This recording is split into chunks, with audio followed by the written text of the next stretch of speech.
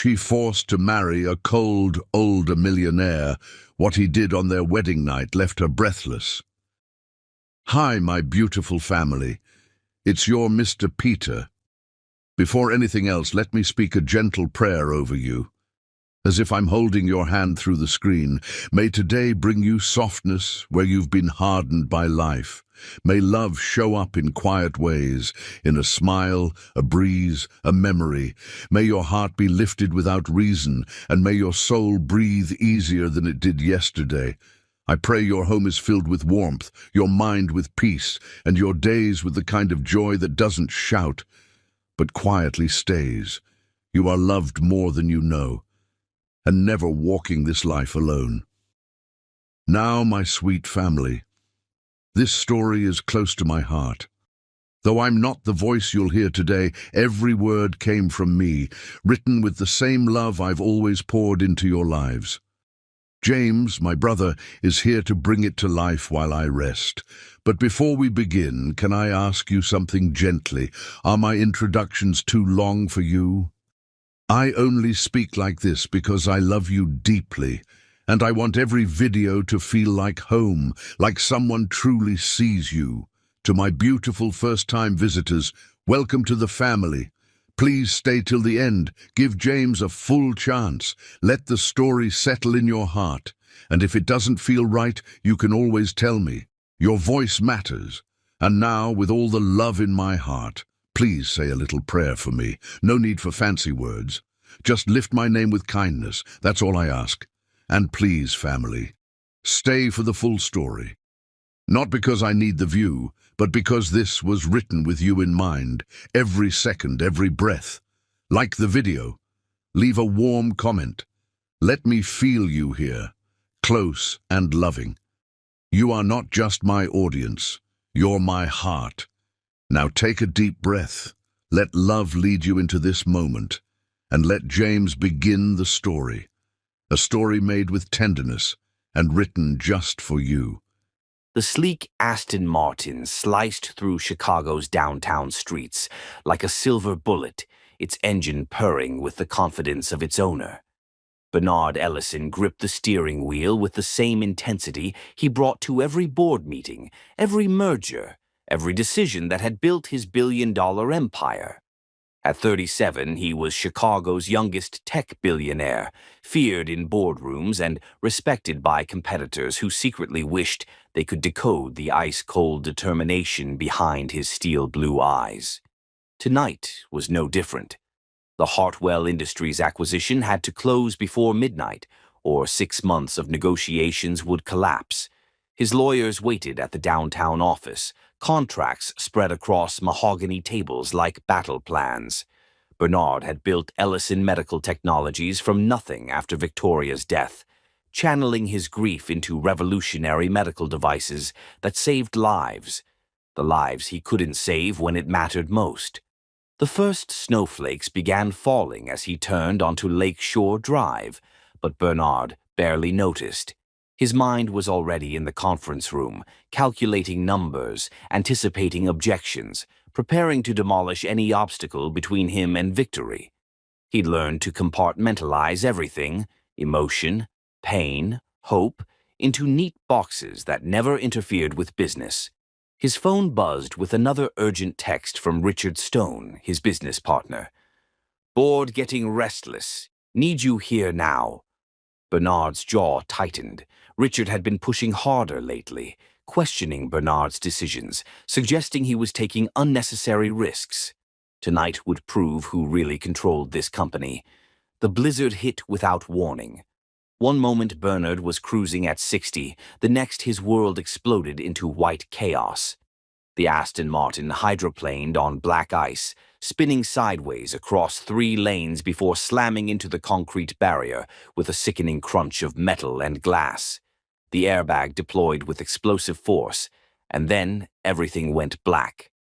Angela Morris pulled her scrubs tighter as she walked through the automatic doors of Chicago General Hospital's emergency department. The overnight shift was always unpredictable, but blizzard nights brought a special kind of chaos. Car accidents, heart attacks from shoveling snow, and hypothermia cases that tested every skill she'd learned in 8 years of nursing. At 29, Angela had seen enough trauma to fill several lifetimes, yet she still felt her heart race with each ambulance siren. Tonight would be her final week at the hospital before starting her new position with Elite Care Solutions, Chicago's most prestigious private nursing agency. The pay increase would allow David to finish law school debt-free while helping their mother finally stop working 2 jobs. Morris, Dr. Rachel Patterson called out as the first ambulance screamed into the bay. Major MVA incoming, multiple trauma, possible head injury, your primary. Angela's training engaged as she pulled on gloves and prepared the trauma bay. Through the rain-streaked windows, she could see paramedics working frantically around a stretcher.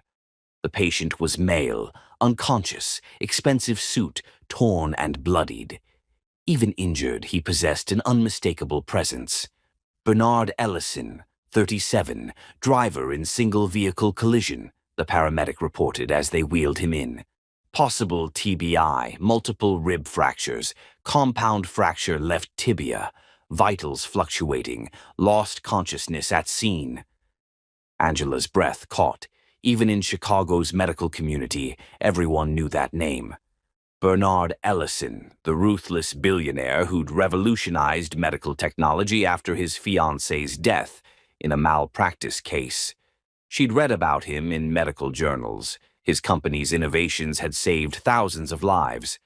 But the man before her looked nothing like the intimidating figure from magazine covers.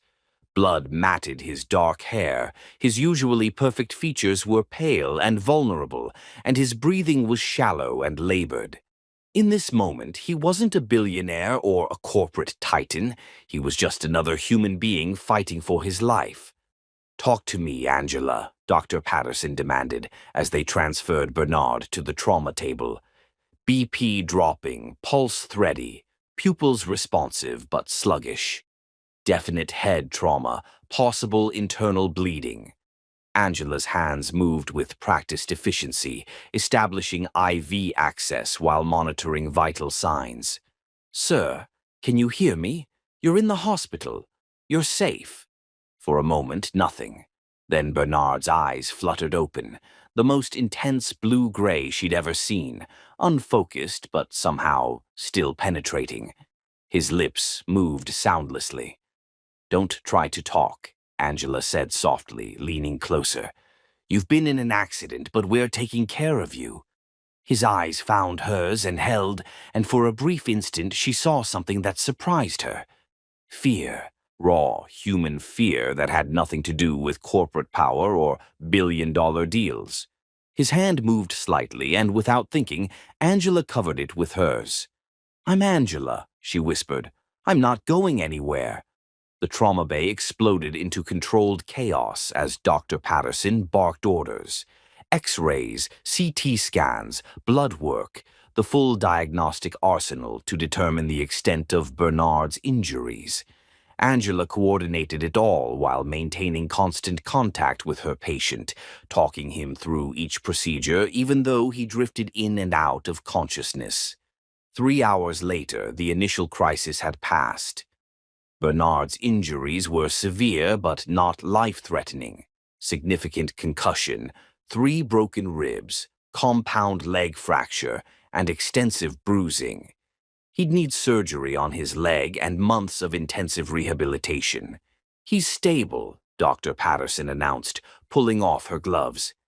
"Going to need significant recovery time, though. Head injuries like this. He's looking at months of cognitive rehabilitation, physical therapy, the works." Angela nodded, making notes in Bernard's chart. She dealt with similar cases before. Wealthy, powerful men who became impossible patients because they couldn't accept their temporary helplessness. She was already preparing herself for demands, tantrums, and entitled behavior. But as she checked his vitals one final time before transferring him to ICU, Bernard's eyes opened again. This time they were clearer, more focused. "Angela," he said, his voice hoarse but surprisingly gentle. "That's That's a beautiful name. She blinked, taken off guard. How are you feeling, Mr. Ellison? Like I've been hit by a truck. He tried to smile, wincing at the effort. But alive. Thanks to you. I was just doing my job. No. His gaze held hers with startling intensity. It was more than that. I could hear your voice when everything else was dark. You kept me anchored. Angela felt heat rise in her cheeks. There was an unexpected quality in the way he looked at her, not with the entitled expectation she'd anticipated, but with genuine gratitude and something deeper that made her pulse quicken, despite her professional training. You're going to be fine, she said, her voice softer than she intended. But you'll need extensive care during recovery. Someone will contact your family about arrangements. No family, Bernard said quietly. Just business associates who see me as a profit margin. The sadness in his voice caught Angela off guard. Here was one of the world's most powerful men, and he was utterly alone. Before she could respond, his assistant burst into the ICU, a thin, nervous man with wire-rimmed glasses and an expensive suit. Mr. Ellison, thank God you're conscious. The Hartwell deal collapsed, the board is panicking, and Richard Stone is calling emergency meetings. We need to... Robert. Bernard's voice carried unmistakable authority despite his weakened state. I need private nursing care for my recovery. Contact the best agencies in Chicago and arrange interviews. Angela's heart skipped. Elite Care Solutions was exactly the type of agency that would handle such arrangements. Sir, are you sure about private nursing? Hospital care might be more. I want someone I can trust, Bernard interrupted, his eyes finding Angela's again. Someone who understands that healing requires more than medical expertise. As Robert scurried away, making phone calls, Angela found herself staring at Bernard Ellison with new understanding. The ruthless billionaire facade was cracking, revealing glimpses of a man carrying wounds that went far deeper than tonight's accident. She had no idea that in 48 hours she'd be professionally assigned to his care, living in his penthouse, and caring for a man whose vulnerability would shatter every preconception she'd ever had about love, wealth, and the courage it takes to heal a broken heart. The storm outside was just beginning. Chapter 2. The Reluctant Patient. 2 days after Bernard's accident, Angela stood outside the floor-to-ceiling windows of his lakeshore penthouse, watching Lake Michigan stretch endlessly toward the horizon.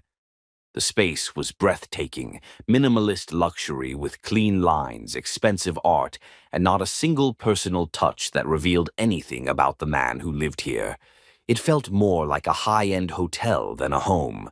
Elite Care Solutions had assigned her to Bernard's case after an extensive interview process.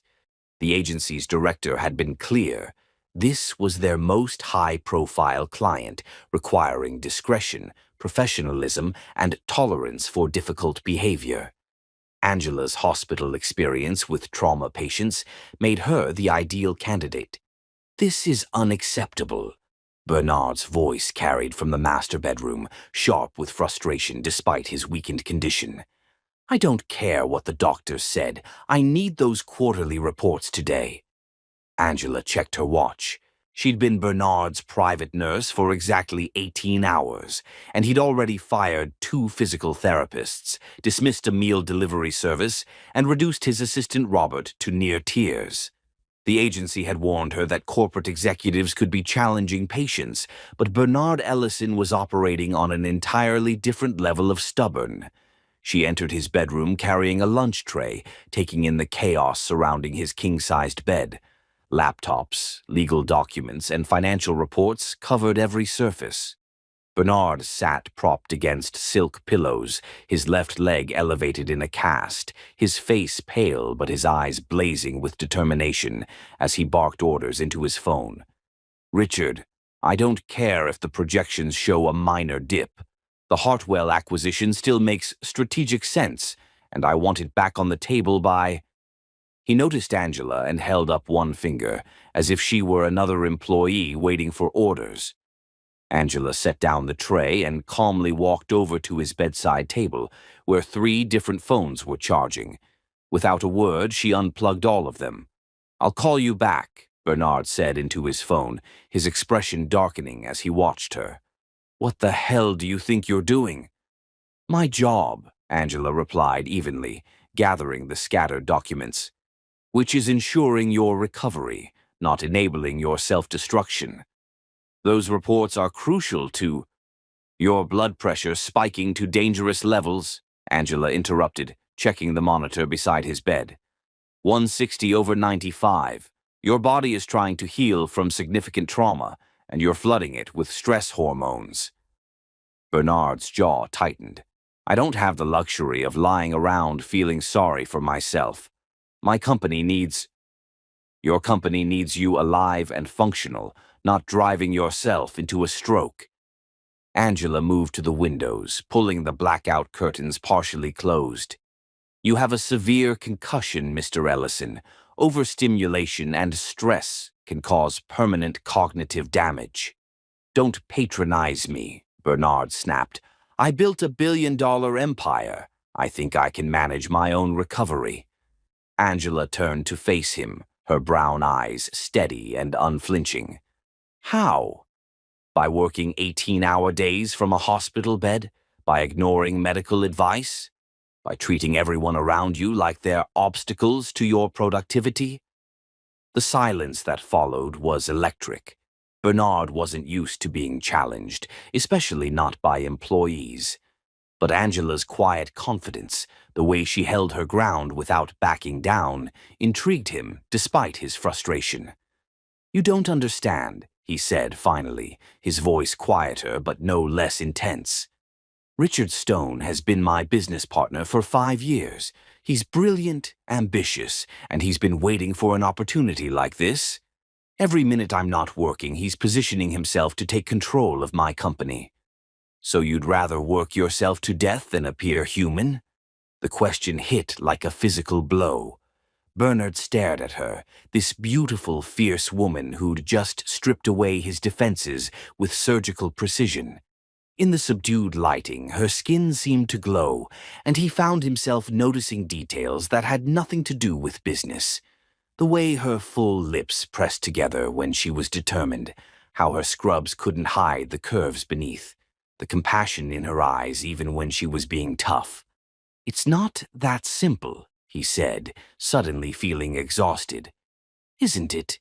Angela sat in the chair beside his bed, close enough that he could smell her subtle perfume, something warm and floral that made him think of spring gardens instead of sterile boardrooms. "When was the last time you took a day off? A real day where you didn't think about work at all?" Bernard opened his mouth to answer, then closed it. He honestly couldn't remember. "Before Victoria died," he admitted quietly. Angela's expression softened. She'd researched his background after accepting the assignment, the tragic malpractice case that had apparently driven Bernard to revolutionize medical technology. But seeing the pain still etched in his features made it real in a way news articles never could. "Tell me about her," Angela said gently. "Why?" Bernard's walls went back up instantly. "So you can psychoanalyze me? Determine what's driving my self-destructive behavior." "Because," Angela said, surprising him with her honesty, "you're not just my patient. You're a man who's been carrying pain alone for too long, and I think talking about her might help." Her voice carried genuine caring without pity, and it made Bernard's defenses crumble. He leaned back against the pillows, his gaze focusing on a point beyond the windows. "Victoria was everything I wasn't," he began slowly. "Warm, spontaneous, optimistic. She believed in second chances, in the goodness of people. She wanted to travel the world, have children, build something meaningful together. What happened?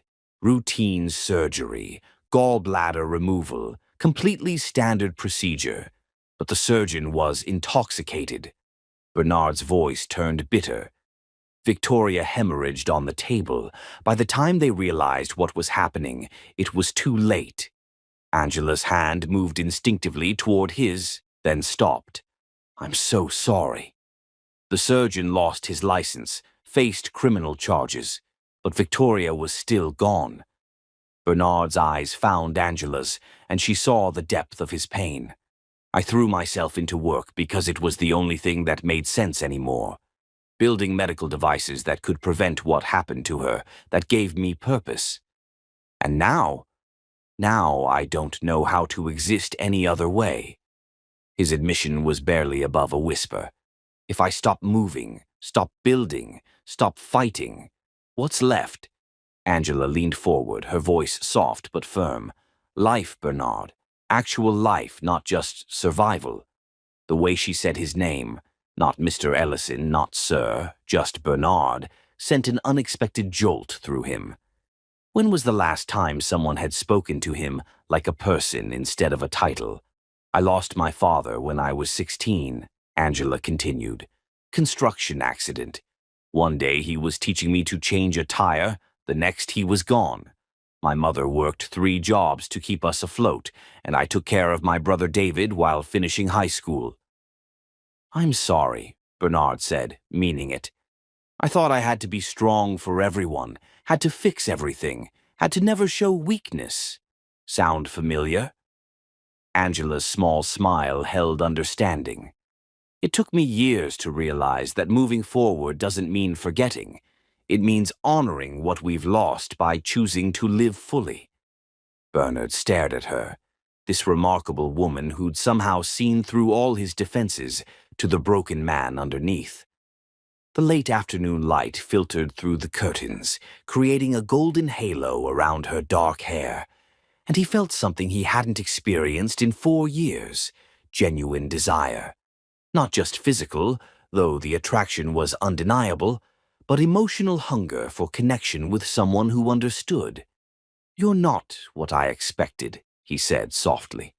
What did you expect? Someone who would enable my self-destruction for a paycheck. His intense gaze held hers. Instead, I got someone who actually gives a damn. The moment stretched between them, charged with possibility and the kind of tension that had nothing to do with medical care. Angela felt her pulse quicken under his focused attention, her professional boundaries wavering in the face of unexpected attraction. A sharp knock interrupted them. Richard Stone strode into the bedroom without waiting for permission, his silver hair perfectly styled and his expensive suit immaculate. He looked like Central Casting's version of a corporate shark. Bernard, we need to talk immediately. The Hartwell situation requires your personal attention, and the board meeting is tomorrow. Richard, Bernard's voice carried warning. I'm in the middle of recovery, yes, but business can't wait. Richard's calculating eyes dismissed Angela entirely. Perhaps your nurse could give us some privacy. Angela stood, recognizing the power play, but also seeing the way Bernard's vitals spiked on the monitor. Actually, Mr. Stone, my patient needs rest. Perhaps you could schedule an appointment through proper channels. Richard's smile was sharp as a blade. I don't think you understand who you're speaking to, Miss Morris. And I understand perfectly. Angela's voice remained calm but firm. I understand that my patient's health takes priority over business meetings. The tension in the room was palpable as Richard sized up Angela, clearly trying to determine if she was a threat or simply an obstacle to remove. Bernard watched the exchange with growing interest, impressed despite himself by Angela's unwavering composure. It's fine, Angela, Bernard said finally. Give us 10 minutes. As Angela left the room, she heard Richard's voice drop to urgent whispers about board member concerns, competitive threats, and the need for immediate action. Whatever he was discussing, it was making Bernard's blood pressure climb again. She checked her watch and decided that 10 minutes was about all her patient could handle. When she returned, Richard was gone, and Bernard looked drained. Productive meeting? she asked, noting his elevated vitals. Richard thinks I'm losing my edge, says the board is questioning my judgment. Bernard closed his eyes. Maybe he's right. Or maybe, Angela said, straightening his pillows with gentle hands, you're finally finding it. As she moved around him, Bernard caught her wrist gently, his thumb tracing over her pulse point. The simple touch sent heat racing through both of them. Thank you, he said quietly, for caring enough to fight me. Angela looked down at his hand on her wrist, at the vulnerability in his expression, and felt her heart skip. This was dangerous territory. Caring for a patient was one thing, but feeling this level of attraction was another entirely. But as Bernard's thumb continued its gentle caress and his penetrating gaze held hers with growing intensity, Angela realized it might already be too late to maintain a professional distance. The storm outside had ended, but the one building between them was just beginning. Chapter 3. Crossing professional lines. 6 weeks into Bernard's recovery, his penthouse had transformed from a sterile showcase into a warmer, more livable space. Angela had quietly introduced small changes: fresh flowers on the kitchen island, warm blankets draped over the leather furniture, and the subtle scent of home-cooked meals, replacing the antiseptic smell of medical equipment. Bernard noticed every detail, though he pretended not to. He found himself looking forward to Angela's presence more than his healing body required, watching the way sunlight caught the gold highlights in her dark hair, how her laugh could fill the vast space with warmth he hadn't felt in years. Ready for physical therapy? Angela asked, entering his bedroom with professional cheer that didn't quite hide the tension that had been building between them. Bernard looked up from his laptop. She'd negotiated limited work time as his concussion symptoms improved, and felt the familiar jolt of awareness that struck him every time she walked into a room. Today she wore fitted black leggings and a soft burgundy top that accentuated every curve while remaining completely appropriate. Somehow that made her even more desirable. "Do I have a choice?" he asked, closing the laptop with obvious reluctance. "Not if you want to walk without permanent complications." Angela moved to his bedside, her hands already reaching to help him stand. "Come on, let's see how that leg is feeling today." The moment her hands touched him, Bernard felt electricity shoot through his system. 6 weeks of physical therapy meant 6 weeks of Angela's gentle touches, her hands guiding his movements, supporting his weight, helping him relearn basic functions his body had forgotten. It was professional torture of the most exquisite kind. Angela felt it too, the way his muscles tensed under her touch, how his breathing changed when she stood close, the way his blue-gray eyes tracked her every movement with increasing intensity. She'd worked with dozens of attractive patients before, but none had ever made her forget her professional boundaries, quite like Bernard Ellison. "Let's start with range of motion," she said, helping him stand beside the parallel bars they'd installed in his spacious living room. The Chicago skyline stretched beyond the windows, but neither of them was paying attention to the view. Bernard gripped the bars, his jaw tight with concentration and pain as he attempted the exercises. His left leg, still healing from the compound fracture, trembled with the effort of bearing weight. Angela stood close behind him, her hands ready to catch him if he faltered. "Good," she murmured, her voice low and encouraging. "Now, try taking a step." Bernard attempted to move forward, but his leg buckled slightly. Angela's arms went around him instantly, her body pressing against his back as she steadied him. For a moment they froze, both acutely aware of every point of contact, her chest against his shoulder blades, her hands spread across his torso, his heart pounding against her palm. "Okay?"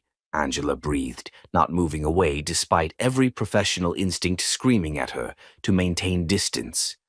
"More than okay." Bernard's voice was rough with more than exertion.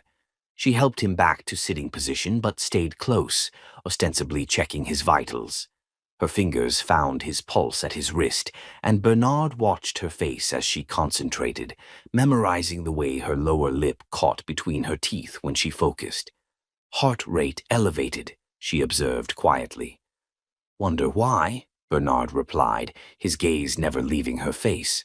The moment stretched between them, charged with possibility and want. Angela's professional training warred with the desire coursing through her veins. She should step back, maintain boundaries, remember why she was here.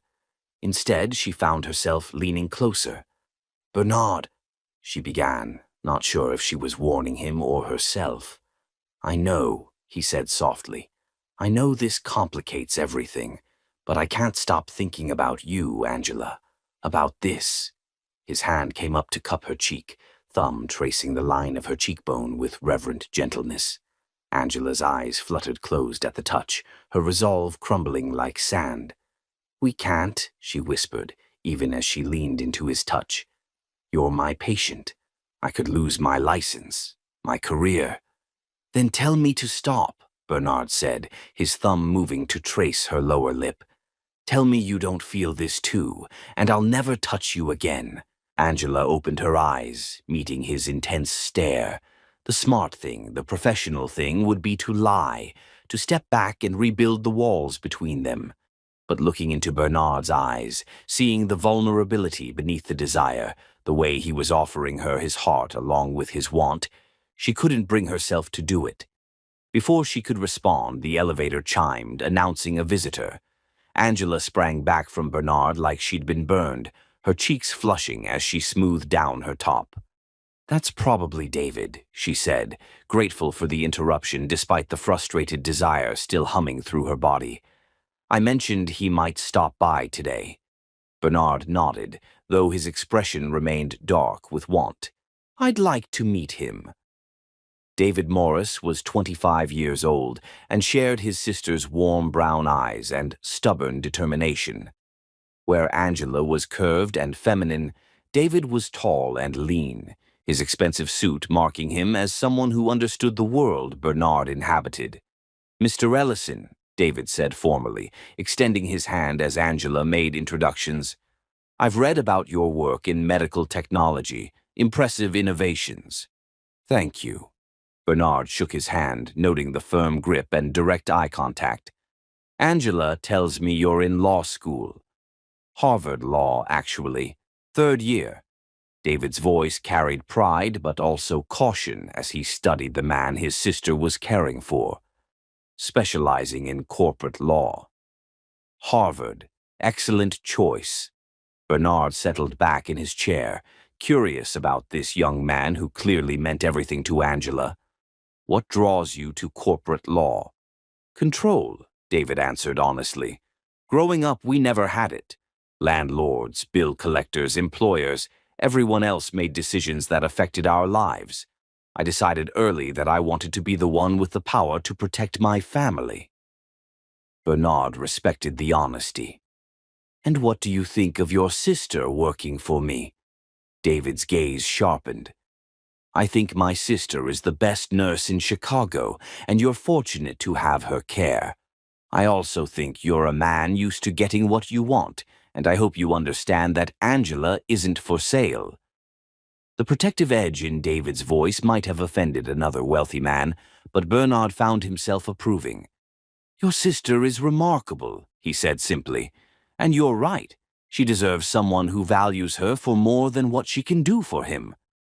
David's expression shifted as he heard genuine respect in Bernard's tone. This wasn't the entitled billionaire he'd expected. This was a man who looked at Angela like she was precious, irreplaceable. "Angela's always taken care of everyone else," David said carefully. "Made sure I had everything I needed for school, that Mom had help with bills. She deserves someone who'll take care of her for a change." "David," Angela warned, embarrassed by the direction of conversation. "It's fine," Bernard said, his eyes finding hers. "He's looking out for you. I respect that." Over lunch, Bernard listened as the siblings shared stories of their childhood, their struggles, their dreams for the future. He watched Angela's face light up when she talked about David's achievements, saw the deep love between them that transcended blood, and spoke to chosen family. "You should see the clinic where Angela volunteers," David told Bernard. "Free health care for families who can't afford insurance. She works full days here, then goes there on weekends to help people who have nothing." Bernard's attention focused on Angela across the table. "You never mentioned that." Angela shrugged, clearly uncomfortable with the praise. "It's not important. It's everything," Bernard said quietly, and the intensity in his voice made her breath catch. After David left, the penthouse felt different, more intimate somehow, as if David's visit had given Bernard permission to see Angela as more than just his nurse. She was cleaning up the lunch dishes when she felt him behind her. "Let me help," he said, reaching around her for plates, his chest brushing her back. Angela froze, hyper-aware of his proximity, his warmth, the subtle scent of his cologne mixed with something uniquely him. "You should rest your leg." "I'm tired of resting." Bernard's hands came to rest on the counter on either side of her, effectively trapping her against the sink. "I'm tired of pretending I don't want you." Angela's pulse hammered as she turned to face him. They were inches apart now, his eyes dark with desire and tenderness, the vulnerable expression of a man who'd forgotten how to want anything beyond revenge and success. "Bernard," she whispered, her hands coming up to rest against his chest. She could feel his heart racing beneath her palms. "I know this is complicated," he said, his voice rough with want. "I know I'm risking everything by feeling this way about you, but I can't help it, Angela. You've brought light into a life I thought was permanently dark." "We can't," she said, but her hands were fisting in his shirt, pulling him closer instead of pushing him away. "Can't what? Feel something real? Want something beyond duty and obligation?" Bernard's hands came up to frame her face. "You're not just my nurse, Angela. You're the woman who's teaching me how to live again." The kiss, when it finally came, was inevitable, soft at first, tentative, like a question neither was sure they should ask. But the moment their lips touched, something ignited between them. Bernard's arms came around her, pulling her flush against him as the kiss deepened, became desperate, hungry. Angela melted into him, her professional boundaries dissolving under the heat of his mouth, the strength of his arms, the way he kissed her like she was oxygen and he was drowning. She'd never been kissed like this, like she was precious, essential, wanted beyond reason. When they finally broke apart, both were breathing hard, foreheads pressed together as they tried to process what had just happened. "We're in trouble," Angela whispered. Bernard's thumb traced her swollen lower lip. "The best kind of trouble." As evening fell over Chicago, neither of them mentioned the kiss again, but everything had changed. The way Bernard watched her move through his space, the way Angela's touch lingered during medical checks, the electricity that sparked every time they accidentally brushed against each other. They'd crossed a line there was no going back from, and both of them knew it. The question now wasn't whether they wanted each other, it was whether they were brave enough to fight for something that could cost them everything, or strong enough to walk away from the kind of love that came once in a lifetime. Outside the windows, Chicago glittered like diamonds against velvet, beautiful and unforgiving. But inside Bernard's penthouse, two people who'd built walls around their hearts were finally ready to tear them down. Chapter 4: When Business Becomes Personal. The morning after their kiss, Angela woke in the guest bedroom of Bernard's penthouse with her heart racing and her professional ethics in complete chaos. She'd spent the night replaying every moment, the way Bernard had looked at her like she was precious, how his hands had trembled slightly when he touched her face, the desperate hunger in his kiss that matched her own. She had to get control of this situation, had to find a way to maintain professional boundaries while living in the same space as a man who made her forget every rule she'd ever lived by. Their relationship had deepened over the following weeks, But complications arose when Richard Stone accelerated his campaign to undermine Bernard's leadership. Elite Care Solutions had extended Angela's contract indefinitely, a decision that pleased Bernard but concerned Angela, as it blurred the lines between her professional and personal involvement. "Good morning," Bernard said softly when she entered the kitchen, his voice still rough with sleep. He sat at the island with his laptop and coffee, looking devastatingly handsome in dark pajama pants and a white t-shirt. His hair was mussed from sleep, and when he looked up at her, Angela felt her resolve waver. "Morning. How's your pain level today?" Angela busied herself pouring coffee, hyper-aware of his gaze tracking her every movement. "Manageable." Bernard's response was carefully neutral, but the undercurrent of tension was impossible to miss. "Angela, about last night." "Was unprofessional," she interrupted quickly, not looking at him. "We both know that. You're my patient, I'm your nurse, and what happened can't happen again." The silence that followed was deafening. When Angela finally risked a glance at Bernard, his expression was unreadable. "Is that what you really want?" he asked quietly. Before Angela could answer, the elevator chimed. Richard Stone emerged with the confidence of a man who owned the space, his silver hair perfectly styled despite the early hour. He carried a leather briefcase and wore the expression of someone preparing for battle. "Bernard, we have a situation," Richard announced without preamble, then noticed Angela. His pale blue eyes assessed her with practiced calculation. "Perhaps we could have some privacy." "Angela stays," Bernard said firmly, his protective instincts flaring at Richard's dismissive tone. "Whatever you have to say, you can say in front of her." Richard's mouth tightened almost imperceptibly. Over the past weeks, he'd been building his case against Bernard's leadership, and Angela's presence was becoming a useful weapon. "Very well. The board has called an emergency meeting for this afternoon. There are serious concerns about your fitness to lead, given your current condition and recent decisions." "What recent decisions?"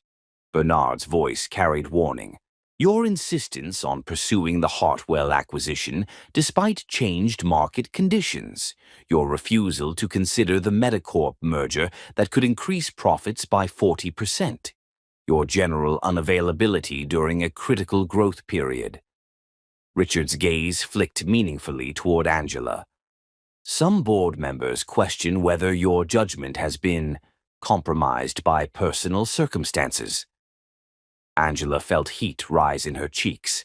She didn't need Richard to spell out his implication. "My judgment is fine," Bernard said with dangerous quiet. "My decisions are based on long-term strategic vision, not quarterly panic." Nevertheless, the board wants assurances. James Morrison has been particularly vocal about your extended absence and irregular decision-making patterns. Richard pulled out his phone, scrolling through messages with theatrical efficiency. "There's also been talk about your living arrangements and whether they represent appropriate professional boundaries." The threat was subtle but clear. Richard had done his research and was prepared to use Angela's presence as evidence of Bernard's compromised state. "Set up the video conference for this afternoon," Bernard ordered coldly. "I'll address the board's concerns directly." "Bernard, you're in no condition to—" "I'm in perfect condition to remind the board who built this company," Bernard interrupted, his voice sharp as steel, "and who has the vision to keep it growing." After Richard left, the penthouse felt charged with toxic energy.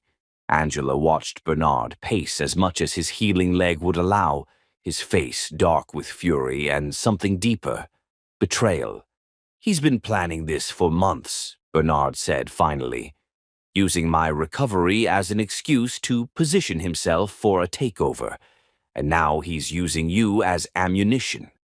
"Maybe I should leave," Angela said quietly. "If my presence here is causing problems for you." "You're not the problem," Bernard said fiercely, turning to face her. "Richard is the problem. He's ambitious, manipulative, and he's seen my accident as an opportunity to seize control." Before Angela could respond, the elevator chimed again. This time, the visitors made Bernard go completely still. Elizabeth and William Ashworth stepped into the penthouse with the authority of people accustomed to controlling every room they entered. Victoria's parents were exactly what Angela had expected, wealthy, elegant, and radiating the kind of cold power that came from generations of privilege. Elizabeth was perfectly preserved at 62, her silver hair in an elegant chignon, her black Chanel suit making a statement about both wealth and perpetual mourning. William looked distinguished and ruthless, his pale eyes immediately cataloguing everything in the room. "Bernard," Elizabeth said, her voice arctic despite the facade of concern. "We heard about your accident. How unfortunate." "Elizabeth, William." Bernard's tone was carefully controlled. "What brings you here?" "Concern for your welfare, naturally." William's calculating gaze took in the medical equipment, Bernard's casual clothes, and finally settled on Angela with obvious disapproval. "Though it seems you've made a remarkable recovery." Elizabeth's attention followed her husband's to Angela, and her expression grew subtly disdainful. "How thoughtful of you to hire such dedicated nursing care." The racism in her tone was refined but unmistakable. Angela felt her spine straighten, her chin lift with quiet dignity that came from years of dealing with such prejudice. "Angela Morris," she said, extending her hand with professional courtesy. "I'm Bernard's private nurse through Elite Care Solutions." Elizabeth's handshake was brief and cold. "I'm sure you're very skilled at your profession." The implication hung in the air like poison. Bernard stepped closer to Angela, his jaw tight with anger. "Angela is the finest nurse in Chicago," he said with icy precision. "Her care has been exemplary." "I'm sure it has," William said with false warmth that was somehow more threatening than open hostility. "Bernard, we need to discuss some family matters. Perhaps your nurse could give us privacy." "Actually, I should check on my other duties," Angela said quickly, recognizing the power play and not wanting to make things worse for Bernard. As she left the room, she heard Elizabeth's voice drop to a conversational whisper that somehow felt more dangerous than shouting. In the guest bedroom, Angela tried to focus on updating Bernard's medical charts, but she couldn't stop thinking about the Ashworths' obvious hostility. She dealt with racism before. Subtle looks, condescending comments, the assumption that she was somehow less qualified because of her skin color. But Elizabeth Ashworth's disdain felt particularly venomous, sharpened by grief and entitlement. 40 minutes later, raised voices from the living room made Angela emerge from her room. The Ashworths were clearly arguing with Bernard, their voices carrying despite their attempts at discretion. Completely inappropriate relationship that dishonors Victoria's memory. "Your judgment has obviously been compromised by your injury and this woman's influence. Responsibility to the company Victoria would have helped you build." Bernard's voice cut through their arguments like a blade. "Victoria is dead. She's been dead for 4 years, and I've mourned her appropriately. But I won't live in a mausoleum forever." "Is that what you call this?" Elizabeth's voice rose sharply. "Carrying on with your nurse while pretending to honor our daughter." "I'm not pretending anything," Bernard replied with cold fury, "and my personal life is none of your concern." "Everything about you is our concern," William replied with quiet menace. "Victoria made you our son in everything but law. We've supported your company, your vision, your recovery from tragedy. But this is unacceptable." Angela pressed herself against the wall, not wanting to eavesdrop but unable to return to her room without walking past the living area. "We know about Richard Stone's concerns regarding your leadership," Elizabeth continued with surgical precision. "About the board's doubts concerning your fitness to lead. We've also learned about the questions surrounding your current living arrangements and professional relationships." The threat was clear: abandon Angela or face a coordinated attack on his leadership. "You're threatening me?" Bernard's voice was dangerously quiet.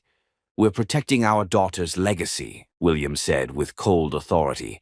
"The company, the foundation, the future she would have wanted for you.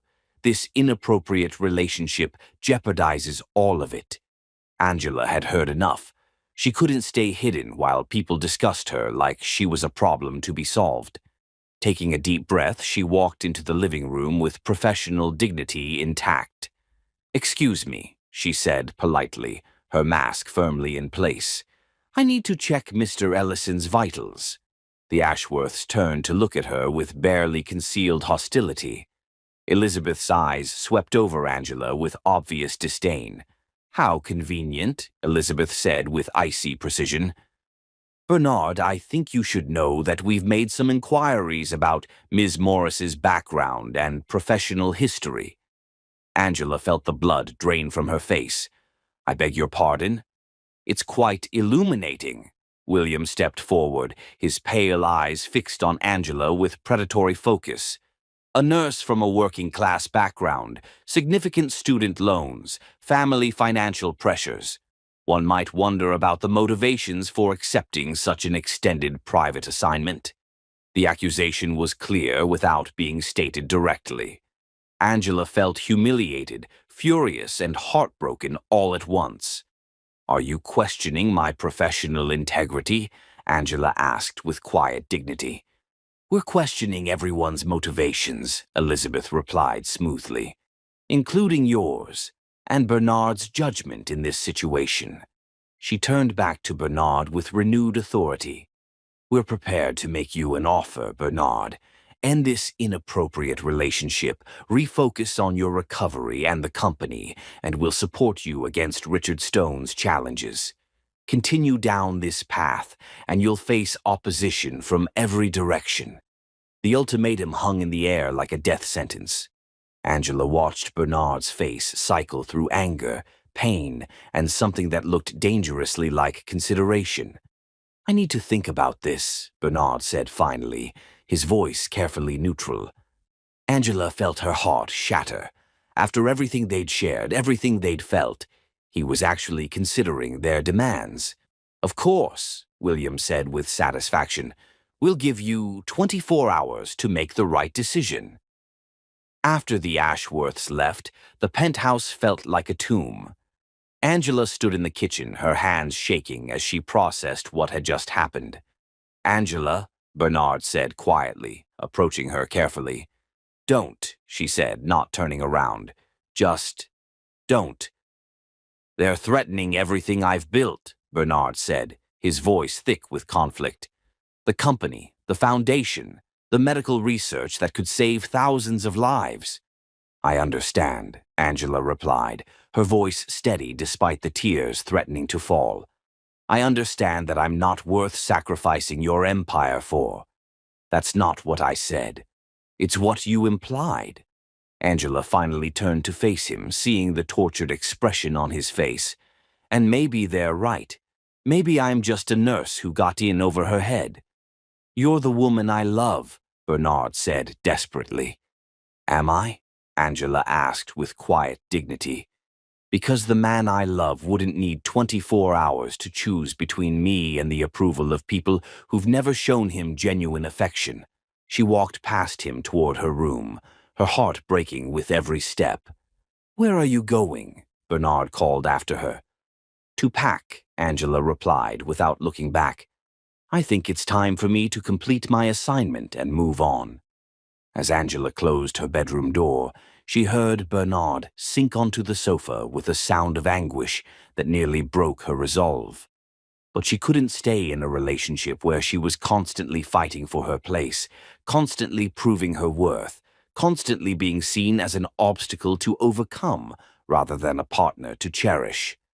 The war for Bernard's future had begun in earnest, and Angela refused to be collateral damage.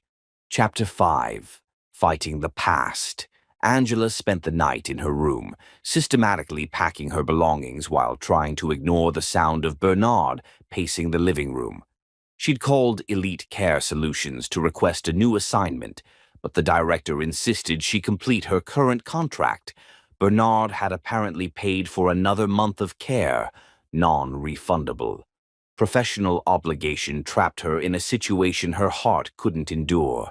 Every instinct told her to flee before she lost herself completely to a man who would always choose his empire over her love. At dawn, she emerged to find Bernard still awake, sitting on the sofa with his laptop surrounded by financial documents and legal briefs. He looked haggard, older somehow, as if the night had aged him years. "Did you sleep at all?" she asked, her nurse training overriding her personal pain. "Couldn't." Bernard's voice was hoarse with exhaustion.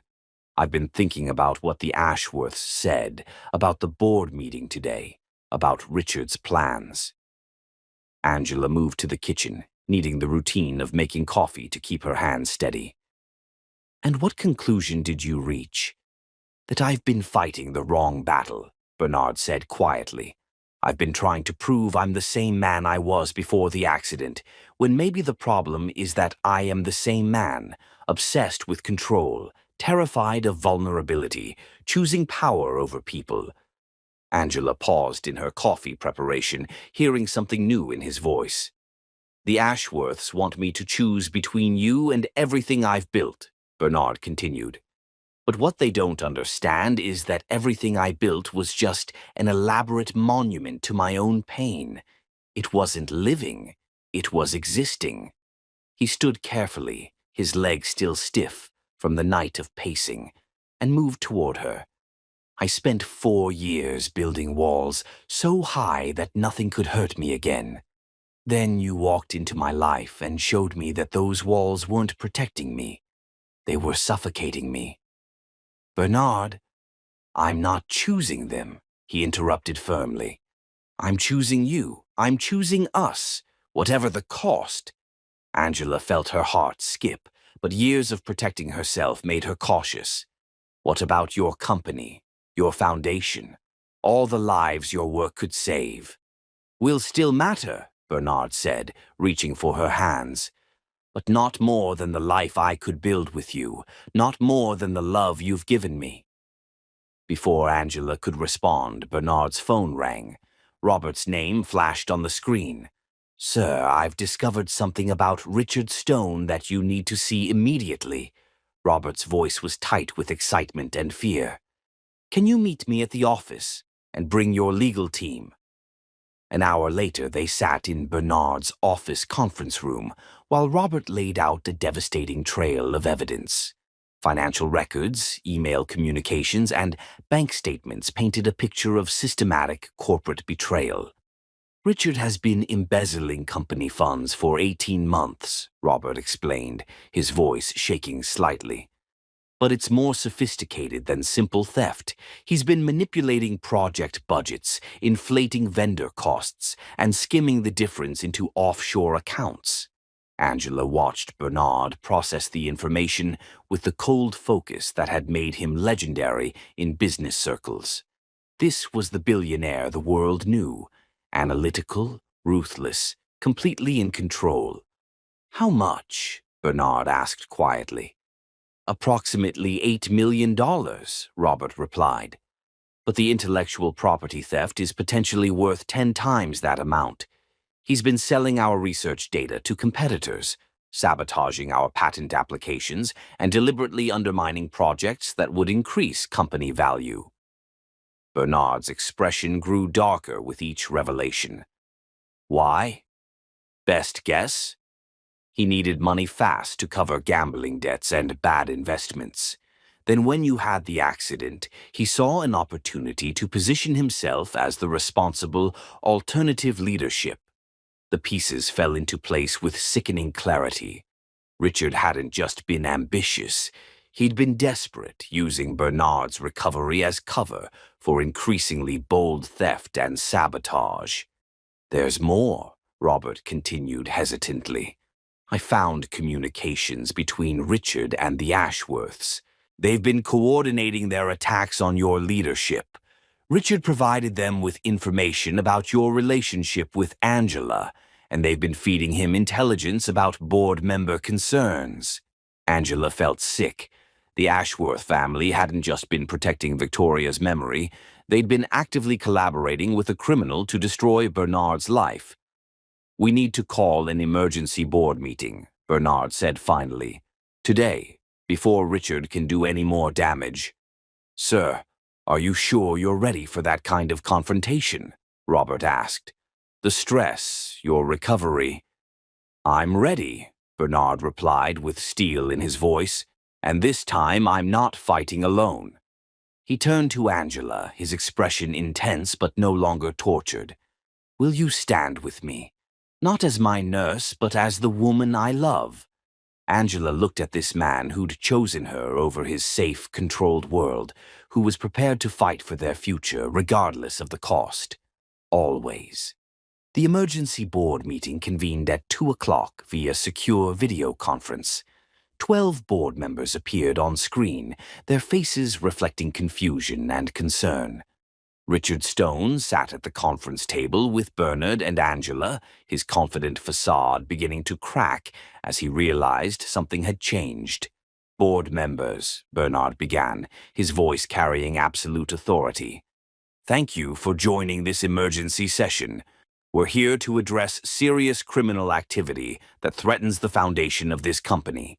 He laid out the evidence with methodical precision: financial records showing Richard's embezzlement, communications proving intellectual property theft, and documentation of deliberate sabotage of company projects. Richard's face went from confident to pale to desperate as the scope of his exposure became clear. "This is preposterous," Richard sputtered. "Bernard's clearly not thinking rationally. His head injury, his inappropriate relationship with his nurse—" "My relationship with Angela has nothing to do with your crimes," Bernard interrupted coldly. "Though I understand you've been using it as a distraction from your theft." Bernard clicked to the next slide, showing communications between Richard and the Ashworths. "You've also been collaborating with outside parties to undermine my leadership while stealing from the company that trusted you." The board members' expressions shifted from confusion to anger as they processed the scope of Richard's betrayal. James Morrison, the most powerful board member, leaned forward with cold fury. "Richard, is this true? I was protecting this company from Bernard's compromised judgment," Richard said desperately. "His accident affected his cognitive function, his decision-making ability." "My cognitive function is fine," Bernard said with quiet authority, "as evidenced by my ability to uncover your criminal activity and present it to this board." The vote to remove Richard Stone was unanimous. Within minutes, security was escorting him from the building, while corporate lawyers began criminal proceedings. "I want to address the concerns about my leadership directly," Bernard continued after Richard's departure. "Some of you have questioned my judgment, my priorities, and my relationship with Angela Morris." Angela tensed, but Bernard's voice remained steady and sure. "Angela isn't just my nurse. She's the woman who saved my life in every way possible. Her presence in my life has made me a better leader, not a compromised one. She's reminded me that this company exists to improve lives, not just generate profits." He outlined his vision for restructuring the company around affordable medical technology, for expanding their charitable initiatives, for using their success to create positive change in the world. "I'm not asking you to approve of my personal life," Bernard concluded. "I'm asking you to judge my leadership based on results, vision, and the long-term value I create for this company and the people we serve." When the vote was called, Bernard's leadership was reaffirmed by an overwhelming margin. Only one board member abstained, and none voted against him. After the meeting ended, Angela and Bernard sat in his office as the late afternoon sun streamed through floor-to-ceiling windows. "So," Angela said softly, "you really chose me." "I chose us," Bernard corrected, pulling her into his arms. I chose the future we could build together over the past I've been hiding behind. What about the Ashworths? They won't give up easily. Let them try, Bernard said with quiet confidence. They have no power over me anymore. No leverage, no guilt, no hold on my future. That evening, they returned to the penthouse as partners in every sense. The medical equipment was finally gone, replaced by signs of their shared life. Angela's books on the shelves, photos of their time together, evidence of a relationship that had grown from professional necessity into genuine love. I have something for you, Bernard said, pulling a small velvet box from his jacket pocket. Angela's breath caught as he opened it to reveal a stunning sapphire and diamond ring, not flashy or ostentatious, but elegant and timeless. This isn't about replacing what we lost or proving anything to anyone else, Bernard said, taking her hand. This is about the future we're going to build together, the love that's already changed both our lives. Bernard, marry me, Angela. Not because of pressure or convenience or crisis, but because I can't imagine my life without you in it. Because you've shown me that real strength comes from vulnerability, real success comes from connection, and real love is worth fighting for. Angela looked at this man who'd grown from a broken patient into her greatest love, who'd chosen their future over his past, who'd proven that love could indeed conquer fear. Yes, she whispered, tears streaming down her face. Yes, I'll marry you. As Bernard slipped the ring onto her finger, Angela realized they'd won more than a corporate battle. They'd won the right to build a life based on love instead of obligation, partnership instead of power, hope instead of fear. The hardest part was over. Now they could focus on the beautiful beginning ahead of them. But first, they had one more challenge to face. News that would arrive in just 2 weeks. News that would test their newfound happiness in ways they couldn't imagine. Angela's mother was about to need them in ways that would change everything once again. Chapter 6. Love's True Test. 2 weeks after Bernard's proposal, Angela received the call that shattered their newfound peace. She was in Bernard's study, planning their engagement party while he worked on the company's charitable restructuring, when her phone rang with her mother's number. "Angela, sweetheart." Carmen Morris's voice was strained, trying to sound casual despite obvious distress. "I need to tell you something. I'm at the hospital." Angela's blood turned cold. "What happened? Are you hurt?" "I collapsed at work yesterday. Thought it was just exhaustion, but the doctors want to run some tests." Carmen's voice wavered slightly. "They found some abnormalities. Dr. Patterson wants to do a biopsy." The word biopsy hit Angela like a physical blow. She sank into the nearest chair, her hand trembling as she gripped the phone. "I'll be there in 2 hours," Angela said immediately. "Don't make any decisions until I arrive." After ending the call, Angela sat in stunned silence. Bernard looked up from his laptop, immediately noting her ashen complexion. "What's wrong?" he asked, moving to her side. "My mother. They think she might have cancer." The words felt surreal, leaving Angela's lips. Without hesitation, Bernard closed his laptop and reached for his jacket. "I'll drive you to Baltimore."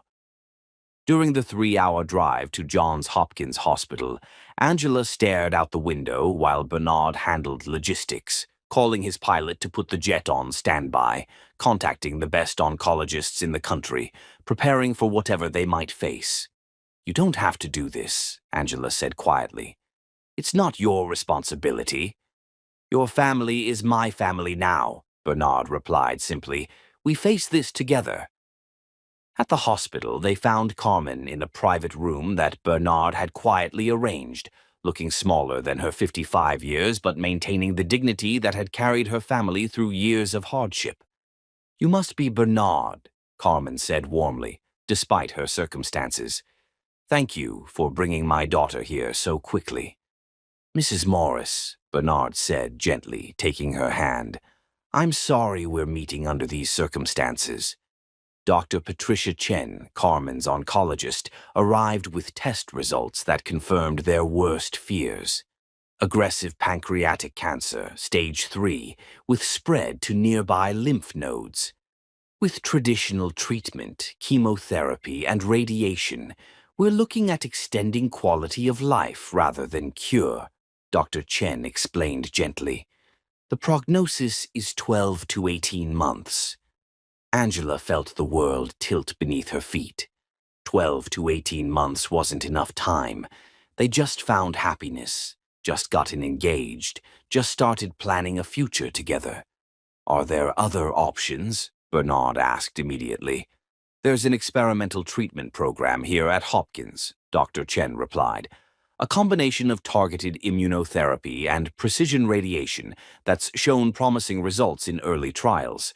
But it's extremely expensive, approximately $400,000 for the full protocol, and not covered by insurance. Angela's heart sank. Even with her increased income from elite care solutions, that kind of money was impossible. Her mother's insurance would cover basic treatment, but not experimental procedures. What are the success rates for the experimental treatment? Bernard asked. Promising, but not guaranteed. We're seeing extended life expectancy of 3 to 5 years in 60% of patients, with a 20% chance of full remission. We'll take it, Bernard said immediately. Bernard, no, Angela turned to him with wide eyes. You can't. Dr. Chen, what do we need to do to get Mrs. Morris into the program? Bernard continued as if Angela hadn't spoken. I'd need to make some calls, but given her condition and our current enrollment, we could probably arrange admission within the week. However, the financial arrangements would need to be confirmed. That won't be a problem, Bernard interrupted. I'll have my assistant contact your billing department today. After Dr. Chen left to begin the enrollment process, Angela turned on Bernard with a mixture of gratitude and fury. You can't pay for my mother's treatment, she said, her voice shaking. $400,000, Bernard. That's not just money. That's a commitment, an obligation that changes everything between us. It changes nothing, Bernard said firmly, except that your mother gets to live. But what if we don't work out? What if you decide I'm not worth the investment? What if... Stop. Bernard's hands came up to frame her face, his touch gentle but his voice absolute. Do you really think I would ever use your mother's life as leverage against you? Do you think that little of the man you agreed to marry? Angela's eyes filled with tears. I think you're wonderful. Too wonderful. And I'm terrified of owing you something I can never repay. You already gave me something I can never repay, Bernard said softly. You gave me back my life, my capacity to love, my future. $400,000 is nothing compared to that. It's not nothing to me, Angela protested. It's more money than my family will make in a decade. It's what I want to do for the woman I love and the mother who raised her, Bernard interrupted. Angela, I have more money than I could spend in 10 lifetimes. Let me use it for something that matters. Carmen had been listening to their exchange with growing concern. I don't want to cause problems between you two, she said quietly. If this treatment is causing conflict, it's not, Bernard said firmly, never taking his eyes off Angela. There's no conflict here. Just fear, and fear makes us say things we don't mean. Angela looked between her mother, the woman who'd sacrificed everything to raise her children, and Bernard, the man who was willing to sacrifice everything to save them. The weight of accepting such generosity felt overwhelming. I can't just take your money, Angela said desperately. Then marry me, Bernard replied. Tomorrow, today. Right now, if possible. Angela's breath caught. What? Marry me today, Bernard repeated, his voice steady and sure. Not in 6 months with a big ceremony and perfect planning. Marry me now in this hospital, with your mother as our witness." "Bernard, that's crazy." "It's practical," he corrected. "If we're married, then your mother's treatment isn't charity. It's family taking care of family. If we're married, then everything I have is yours too, and you never have to feel indebted." Angela stared at him. This extraordinary man who was offering to rearrange his entire life to ease her fears. "You want to get married in a hospital?" "I want to marry you wherever you'll have me," Bernard said simply. "But yes, I think it's perfect. We met in a hospital. You saved my life in a hospital. Now we can promise to save each other in a hospital." Carmen was crying openly, moved by the depth of Bernard's love for her daughter. "Sweetheart," she said to Angela, "this man isn't asking you to marry him because of my illness. He's asking you to marry him despite it. He's choosing to take on a sick mother-in-law when he could run away from the complications. But our engagement party, our plans, can still happen," Bernard said. "We'll have the celebration later with all our friends and the perfect dress and flowers. But right now, today, I want to make you my wife so that there's never any question about where I stand or what you mean to me." Angela looked at Bernard, this man who'd gone from patient to lover to fiancé to her greatest champion in the space of 6 months. He was willing to marry her in a hospital room to ease her fears about accepting help. He was willing to spend a fortune on experimental treatment for a woman he'd just met. He was willing to bind himself to her permanently in the face of medical crisis and family complexity. "Okay," she whispered. "Yes, let's get married today." 3 hours later, they stood in the hospital chapel with Carmen in a wheelchair as their witness. Angela wore the dress she'd traveled in, a simple navy wrap dress that Bernard told her made her look beautiful. Bernard wore his business suit minus the tie, his hair still mussed from running his hands through it during Carmen's admission process. The chaplain was an elderly man who'd married hundreds of couples in similar circumstances, love tested by crisis, commitment forged in the fire of emergency. "Do you, Bernard, take Angela to be your wife, in sickness and health, for richer or poorer, in joy and sorrow?" "I do," Bernard said, his voice strong and sure. "I take her with all my heart, all my love, and all my future." "Do you, Angela, take Bernard to be your husband, in sickness and health, for richer or poorer, in joy and sorrow?" Angela looked into Bernard's intense gaze and saw everything she needed: love, commitment, partnership, hope. "I do," she said through tears. "I take him completely, gratefully, forever." They exchanged the sapphire engagement ring for a simple platinum band that Bernard had bought in the hospital gift shop. When the chaplain pronounced them husband and wife, their kiss was tender and full of promise for whatever storms they'd weather together. "Congratulations, Mrs. Ellison," Bernard murmured against her lips. "Thank you, Mr. Ellison," Angela replied, marveling at how right her new name sounded. That evening, while Carmen began pre-treatment preparation, Angela and Bernard checked into a nearby hotel as husband and wife. Their wedding night was quiet, tender, full of soft touches and whispered promises. "Any regrets?" Bernard asked as they lay together in the darkness, Angela's head on his chest. "Only that my father couldn't walk me down the aisle," Angela said softly. "But he would have loved you. He would have been so grateful that someone loves me enough to take care of our family." "I don't feel like I'm taking care of your family," Bernard said, his arms tightening around her. "I feel like I'm finally gaining the family I've always wanted." 3 days later, Carmen began the experimental treatment that would save her life. Bernard sat with Angela through every appointment, held her hand during scary moments, and somehow made the sterile treatment rooms feel less frightening with his quiet presence. "You know," Carmen said to Angela during one of her infusion sessions, I spent years worrying about who would take care of you after I'm gone. I never imagined someone would love you enough to take care of me, too." Angela squeezed her mother's hand while watching Bernard coordinate with her medical team, his business skills applied to ensuring she received the best possible care. She'd married a man who proved that love wasn't just about grand gestures or passionate moments. Love was about showing up, fighting for each other, and choosing to build something beautiful even when the foundation felt uncertain.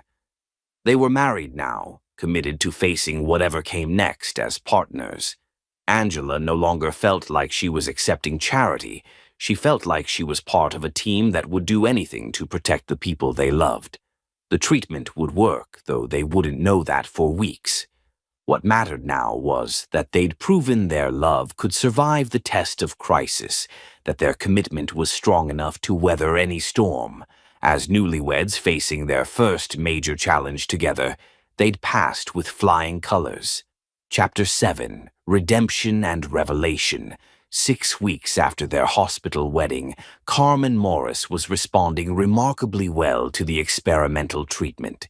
Her oncologist, Dr. Chen, had cautiously upgraded her prognosis from extended quality of life to possible remission, as tumors shrank and blood work improved beyond their most optimistic projections.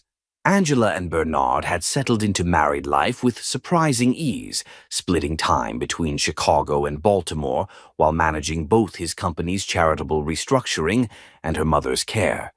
Their relationship had deepened through shared crisis, proving that their love could survive real-world pressures beyond corporate intrigue and family interference.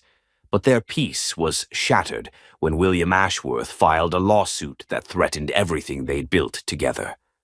"A conservatorship petition?" Angela asked in disbelief, reading the legal documents that had been delivered to their penthouse. "He's claiming you're mentally incompetent." Bernard's face was grim as he reviewed the extensive filing. "William's arguing that my head injury caused permanent cognitive impairment and that my recent decisions, marrying you, funding your mother's treatment, restructuring the company, prove I'm no longer capable of managing my affairs." The lawsuit was comprehensive and vicious.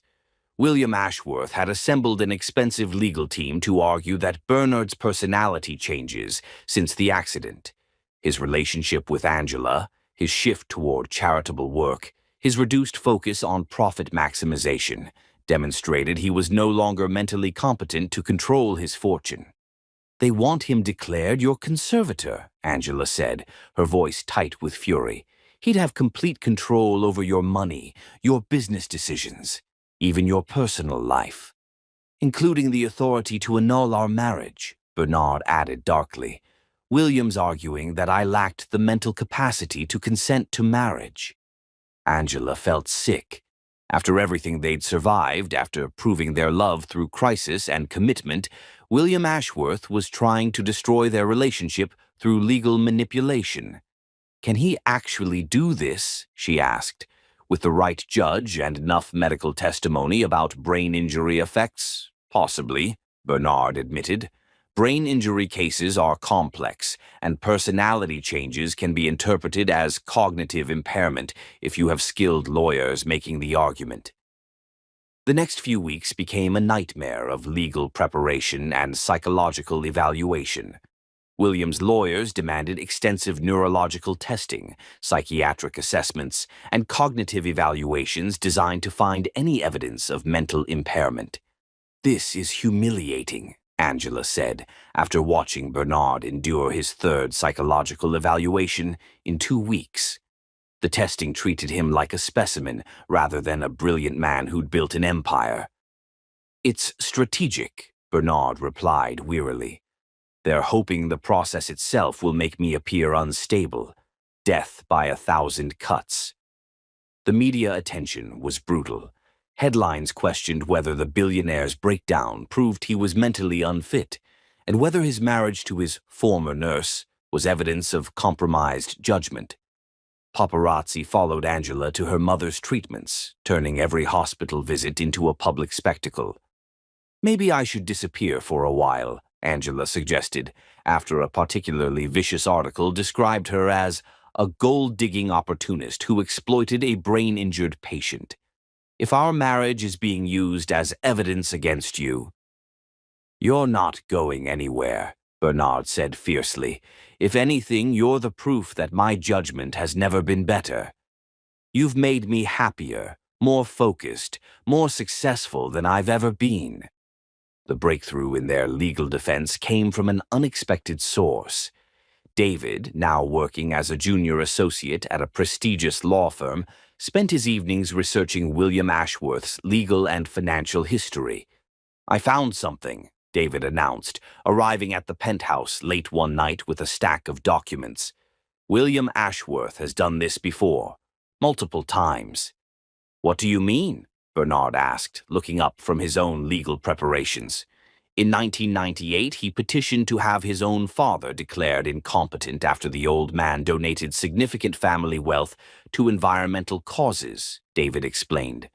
The case was dismissed, but not before destroying his father's reputation and health.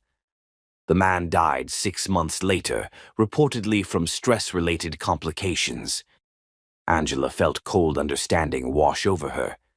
He's using the same strategy. Exactly. And in 2005, he attempted to gain conservatorship over his sister when she married someone he disapproved of, a jazz musician from New Orleans. The pattern is clear. William Ashworth uses competency challenges to control family members who make decisions he doesn't like. Armed with this information, Bernard's legal team shifted strategy. Instead of just defending his competency, they went on the offensive, painting William as a manipulative man with a history of using the courts to control others.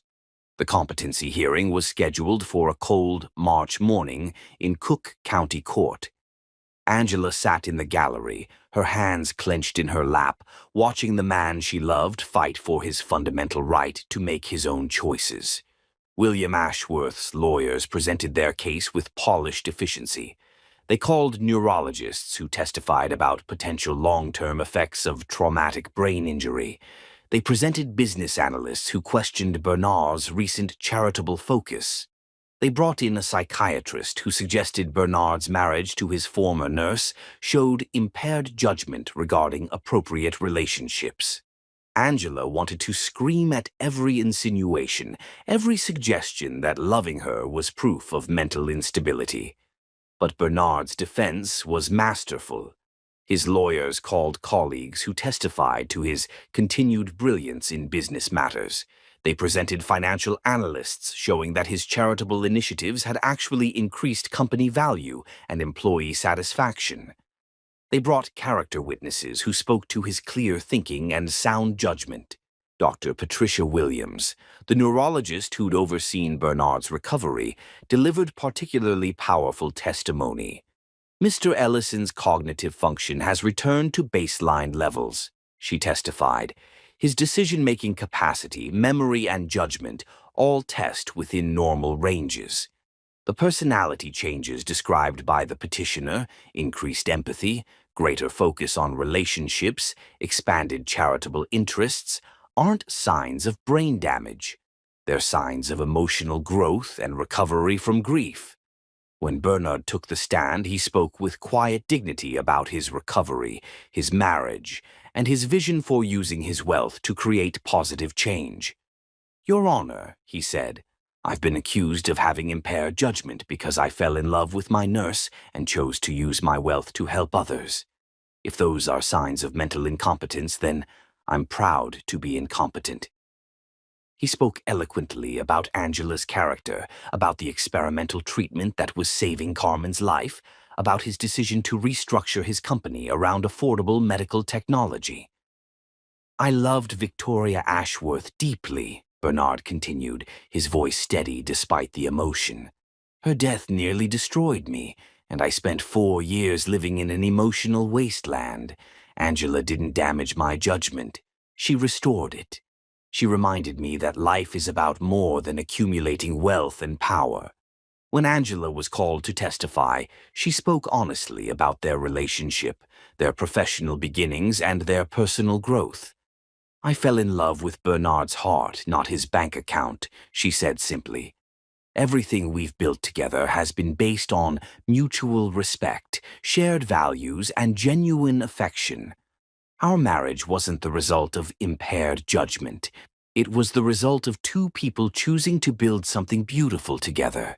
David's research proved crucial when Bernard's lawyers presented evidence of William's pattern of using competency challenges to control family members. The pattern was damning, showing a man who weaponized the legal system against anyone who defied his wishes. The judge's ruling was swift and decisive. The court finds no evidence that Mr. Ellison lacks the mental capacity to manage his affairs, Judge Harrison announced. The petitioner has failed to prove that falling in love, engaging in charitable work, or making business decisions based on personal values constitutes mental incompetence.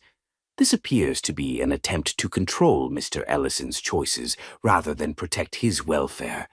The ruling went further, ordering William Ashworth to pay Bernard's legal costs and issuing a restraining order preventing future frivolous competency challenges.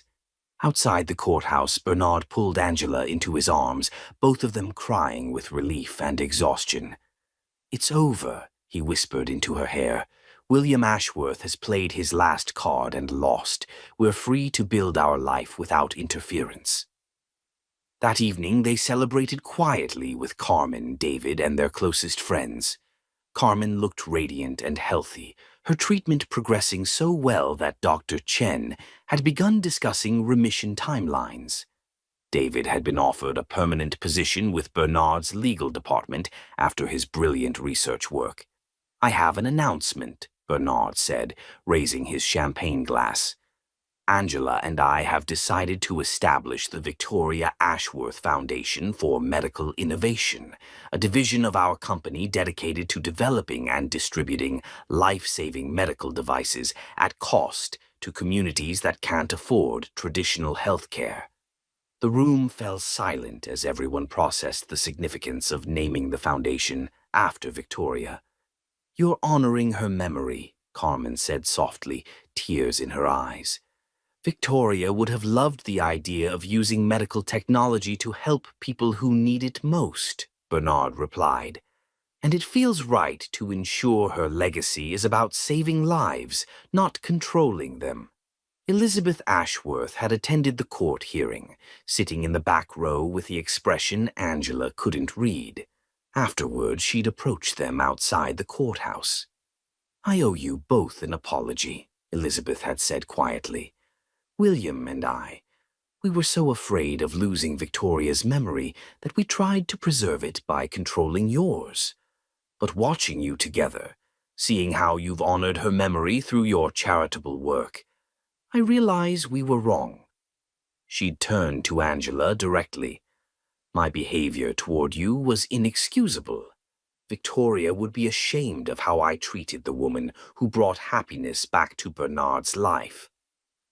The conversation had been brief but meaningful, suggesting that perhaps not all of Victoria's family was determined to destroy their happiness.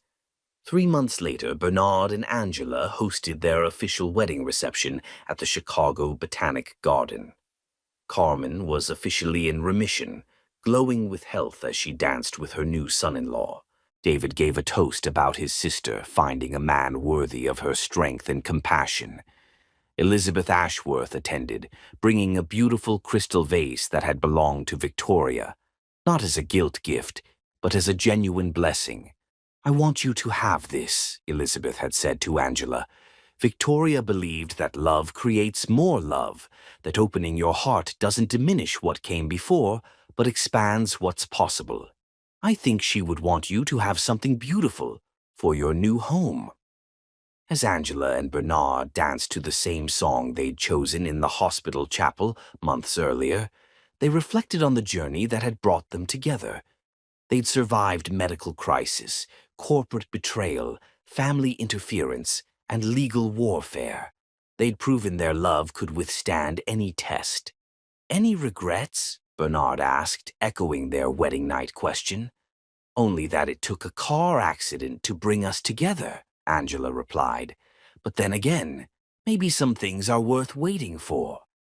Looking around at their celebration, Carmen healthy and laughing, David proud and successful, Elizabeth finally at peace with their relationship, Angela realized they'd built something extraordinary. Not just a marriage, but a family. Not just love, but a legacy. The hardest battles were behind them. Now they could focus on the beautiful life ahead, built on a foundation strong enough to weather any storm. Chapter 8. New Beginnings. 8 months after their courtroom victory, Bernard and Angela had settled into married life with the joy of people who'd fought for their happiness and won. Carmen was in full remission. David had been promoted to senior associate at his law firm, and their charitable foundation was already funding medical research projects across the country. But their peace was threatened when a business crisis forced Bernard to make choices that would test their relationship in new ways. The FDA is blocking approval for our new cardiac device, Bernard announced, entering their penthouse after a brutal day of meetings. Apparently, someone's been feeding them false safety data, trying to torpedo our biggest product launch. Angela looked up from the foundation grant applications she'd been reviewing. Who would do that? My best guess? Medicorp Industries. They're launching a competing device next quarter, and our technology is significantly better. Bernard loosened his tie, looking exhausted. The FDA review could take 6 months to resolve, which would kill our launch window and cost us approximately $50 million in lost revenue. Can you fight it? I'm going to have to, Bernard said grimly. Which means the next few months are going to be intense.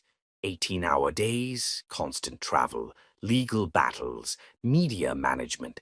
Everything I swore I'd never put you through again. Angela felt a familiar chill. She'd seen what Bernard's work obsession could do to his health and their relationship. But this was different. This was external sabotage threatening the company they'd built together. What do you need from me? She asked simply. Bernard's expression softened with love and gratitude. Your patience, your understanding, and maybe your help. You understand medical devices better than anyone on my staff, and you know the real-world applications better than any consultant. Over the following weeks, Angela found herself drawn deeper into Bernard's business world.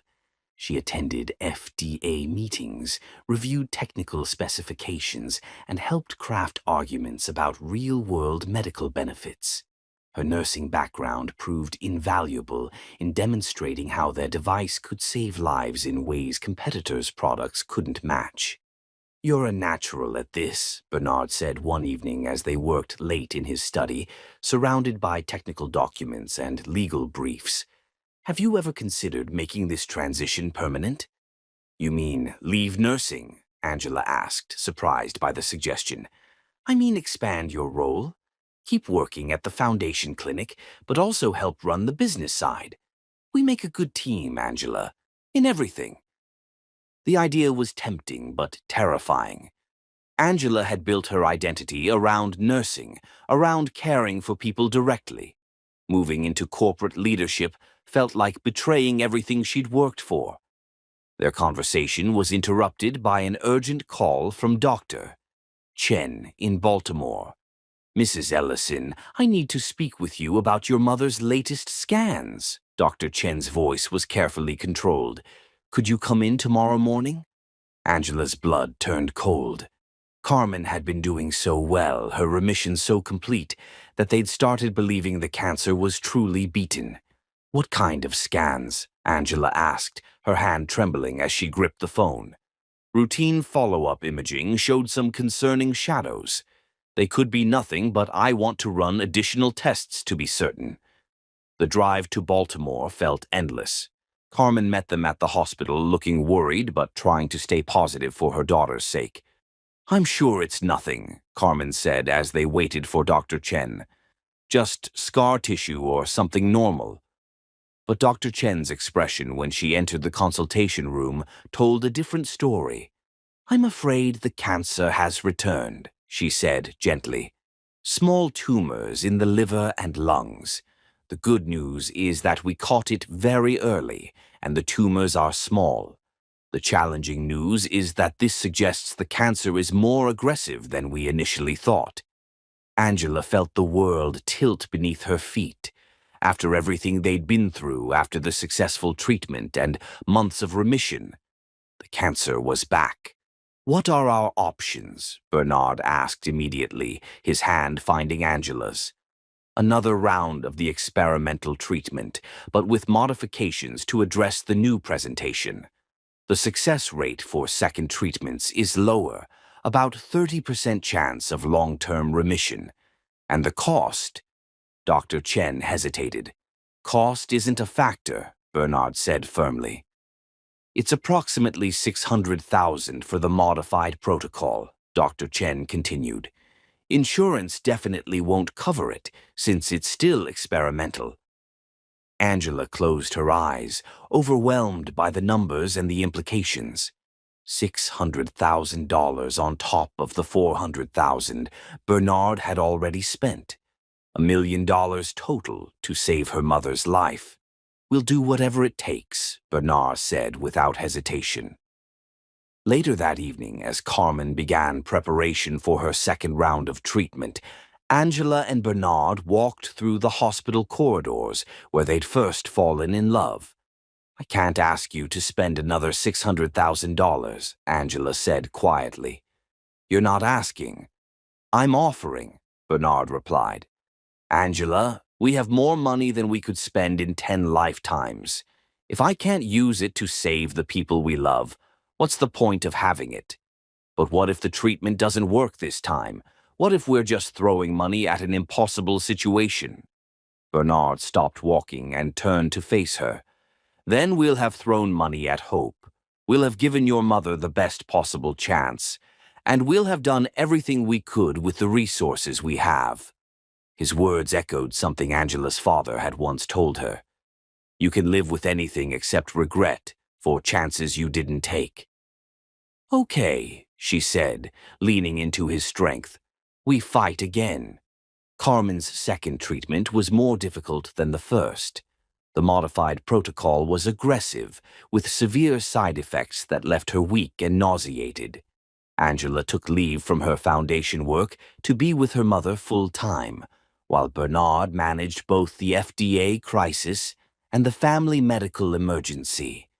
"I feel like I'm failing everyone," Angela confessed to Bernard one night after a particularly difficult day at the hospital. "I can't help you with the business crisis. I can't make my mother feel better. I can't seem to do anything right." "You're keeping our family together," Bernard said, pulling her into his arms. "You're being the daughter your mother needs and the wife I rely on. That's not failing. That's heroic." 3 weeks into Carmen's treatment, Bernard received the news they'd been waiting for. The FDA had cleared their cardiac device for approval after finding evidence that Medicorp had indeed submitted false safety data to regulators. Medicorp faced federal investigation while Bernard's company prepared for their successful product launch. "We won," Bernard announced, calling Angela from his office. "FDA approval, Medicorp in trouble, and our device launches next month as planned." "That's wonderful," Angela said, genuinely happy despite her exhaustion. "There's more," Bernard continued. "The FDA was so impressed with our safety protocols and real-world testing that they want to fast-track approval for 3 other devices in our pipeline. Angela, your input on the medical applications was crucial to this victory." But Angela's attention was divided. Through the hospital room window, she could see Dr. Chen approaching with test results that would determine her mother's future. "Bernard, I have to go. Dr. Chen is here with Mom's latest scans." "I'm on my way," Bernard said immediately. Dr. Chen's smile when she entered Carmen's room told them everything they needed to know before she spoke. "The tumors are gone," she announced with obvious joy. "Completely gone. Not shrunk, not reduced, eliminated. Mrs. Morris, you are officially in remission again. Carmen burst into tears of relief, while Angela felt her knees give out. Bernard arrived just in time to catch her as she collapsed with emotional exhaustion and overwhelming gratitude. It worked, Angela sobbed into his chest. She's going to be okay. We're all going to be okay, Bernard said, holding both the women he loved most in the world. 6 months later, Angela had made her decision about her professional future. She would split her time between direct patient care at their foundation clinic and strategic oversight of their charitable medical initiatives. It wasn't abandoning nursing, it was expanding her ability to help people on a larger scale. Co-founder and medical director of the Victoria Ashworth Foundation, Angela said, reading her new business cards. It has a nice ring to it. Co-founder and wife of Bernard Ellison, Bernard corrected, pulling her into his arms. That has an even better ring. Their life had found a sustainable rhythm, meaningful work, deep love, family health, and financial security used for good purposes. They'd proven that wealth could be a tool for healing rather than just accumulation, that business success could be measured in lives saved rather than just profits earned. What's next for us? Angela asked one evening as they sat on their terrace, watching the Chicago skyline glitter in the distance. Everything, Bernard replied simply. Whatever comes next, we face it together. But what came next would test them in ways they'd never imagined, a pregnancy that would bring both incredible joy and life-threatening danger, challenging everything they thought they knew about love, survival, and the price of happiness. Their greatest adventure was still ahead of them. Chapter 9. Wedding and New Life. 1 year after their hospital wedding, Bernard and Angela celebrated their first anniversary by renewing their vows at the Chicago Botanic Garden in a ceremony that was everything their impromptu marriage hadn't been. Elegant, planned, and surrounded by everyone they loved. Carmen walked Angela down the aisle, radiant with health and glowing with pride in her daughter. David served as Bernard's best man, while Elizabeth Ashworth attended as an honored guest, having evolved from adversary to ally over the months of legal battles and personal growth. A year ago, we promised to love each other through whatever storms might come, Bernard said during his renewal vows. We had no idea how literally those storms would test us. But standing here today with your mother healthy and our future bright, I can promise you that every challenge only made me love you more. Angela's vows spoke of partnership, growth, and building a life that honored both their dreams while serving something larger than themselves. As they exchanged new rings, elegant platinum bands that replaced the simple ones from the hospital gift shop, their love felt deeper and more certain than ever. Their reception was held in the conservatory, surrounded by tropical blooms and the warmth of people who'd supported them through their darkest moments. Bernard's toast brought tears to every eye as he thanked their guests for believing in their love when others had tried to destroy it. But the evening's biggest surprise came during the dancing, when Angela pulled Bernard aside with news that would change everything. "I have an anniversary gift for you," she said, leading him to a quiet corner of the conservatory. "Angela, you already gave me a gift," Bernard protested, touching the vintage watch she'd given him that morning, her father's watch, restored and inscribed with their wedding date. "This is different," Angela said, her eyes sparkling with excitement and nerves. She handed him a small wrapped box. Bernard opened it to find a tiny pair of baby shoes and a folded piece of paper. When he unfolded it, he saw an ultrasound image dated the previous week. "You're pregnant," he whispered, his voice filled with wonder. 8 weeks, Angela confirmed, watching his face cycle through shock, joy, and overwhelming emotion. "Due in June. Our baby's going to be a summer baby." Bernard swept Angela into his arms, spinning her around as their guests applauded, having figured out the reason for their sudden joy. When he set her down, there were tears streaming down his face. "I love you," he said, his hands already moving protectively to her still flat stomach. "I love both of you."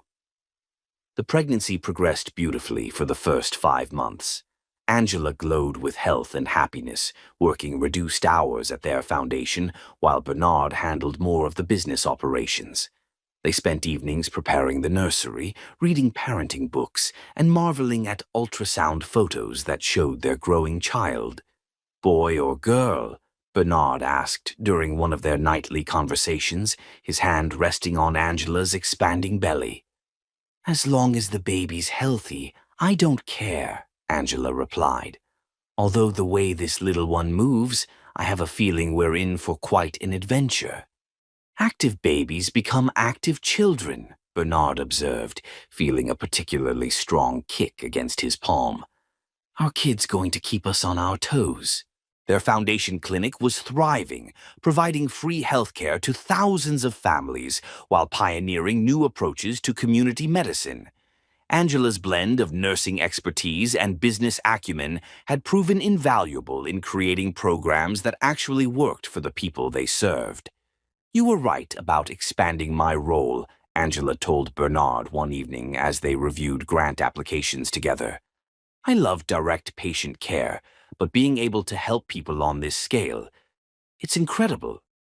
"You're incredible," Bernard corrected, watching her organize funding for a new pediatric wing with the same dedication she'd once brought to individual patients. At 7 months pregnant, Angela began experiencing concerning symptoms during a busy day at the clinic. She initially dismissed them as normal pregnancy discomfort: back pain, occasional dizziness, mild swelling. But when she nearly fainted during a patient consultation, her colleague Dr. Martinez insisted on immediate evaluation. "Your blood pressure is elevated," Dr. Martinez said with concern, reviewing Angela's vital signs. "Not dangerously high yet, but concerning for someone in their 3rd trimester." "It's probably just stress," Angela said, trying to downplay her symptoms. "We've been working long hours and I haven't been sleeping well." "Maybe, but let's be safe. I want you to see your obstetrician today, not next week." Dr. Patricia Williams, the perinatologist overseeing Angela's pregnancy, took one look at her test results and ordered immediate hospitalization for monitoring. "Your blood pressure has spiked significantly, and your urine shows protein. Both signs of developing preeclampsia," Dr. Williams explained. "It's manageable if we catch it early, but it can become dangerous quickly."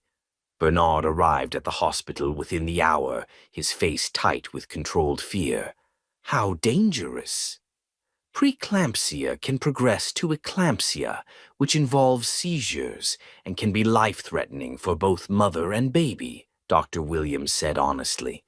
"The only cure is delivery, but at 32 weeks, early delivery carries its own risks."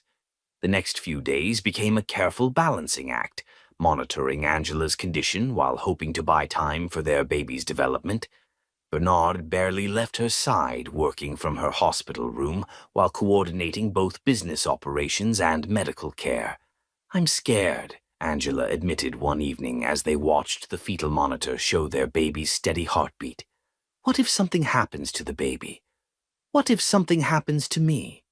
"Nothing's going to happen," Bernard said firmly, though his eyes reflected her fear. "We have the best doctors, the best hospital, the best care money can buy. We're going to get through this together." But Angela's condition deteriorated rapidly over the next week. Her blood pressure continued climbing despite medication. Her liver enzymes became elevated, and she began experiencing severe headaches that indicated the preeclampsia was progressing to its most dangerous stage. "We need to deliver today, Doctor," Williams announced after reviewing Angela's latest test results. "Her condition is becoming critical, and waiting any longer puts both of them at serious risk." "But it's only 33 weeks," Angela protested weakly. "Is the baby ready?" "Babies born at 33 weeks have excellent survival rates with our NICU team," Dr. Williams assured her. and staying pregnant any longer might not be survivable for you." As Angela was prepared for surgery, she gripped Bernard's hand with desperate strength. "Promise me something," she whispered, her voice weak but urgent. "Anything," Bernard replied, bringing her hand to his lips. "Promise me that if something happens, if you have to choose, you'll choose the baby. Our child needs a father." "Nothing's going to happen," Bernard said fiercely. "You're both going to be fine. I refuse to accept any other outcome." "Bernard." "No," he interrupted, his voice breaking. "I've already lost one woman I loved to medical complications. I won't lose you, too. I can't survive losing you." "You will," Angela said with the strength that had first drawn him to her. "You'll love our child enough for both of us if you have to, but I'm going to fight with everything I have to come back to you." As Angela was wheeled into surgery, Bernard felt his world narrow to the waiting room, where he'd spent the most terrifying hours of his life.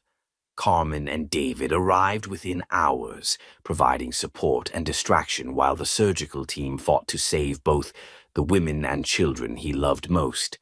"She's the strongest person I know," David said, watching his brother-in-law pace the waiting room like a caged animal. "If anyone can get through this, it's Angela." "I can't lose her," Bernard said, his voice raw with exhaustion and terror. "She saved my life in every way possible. Without her, I'm nothing."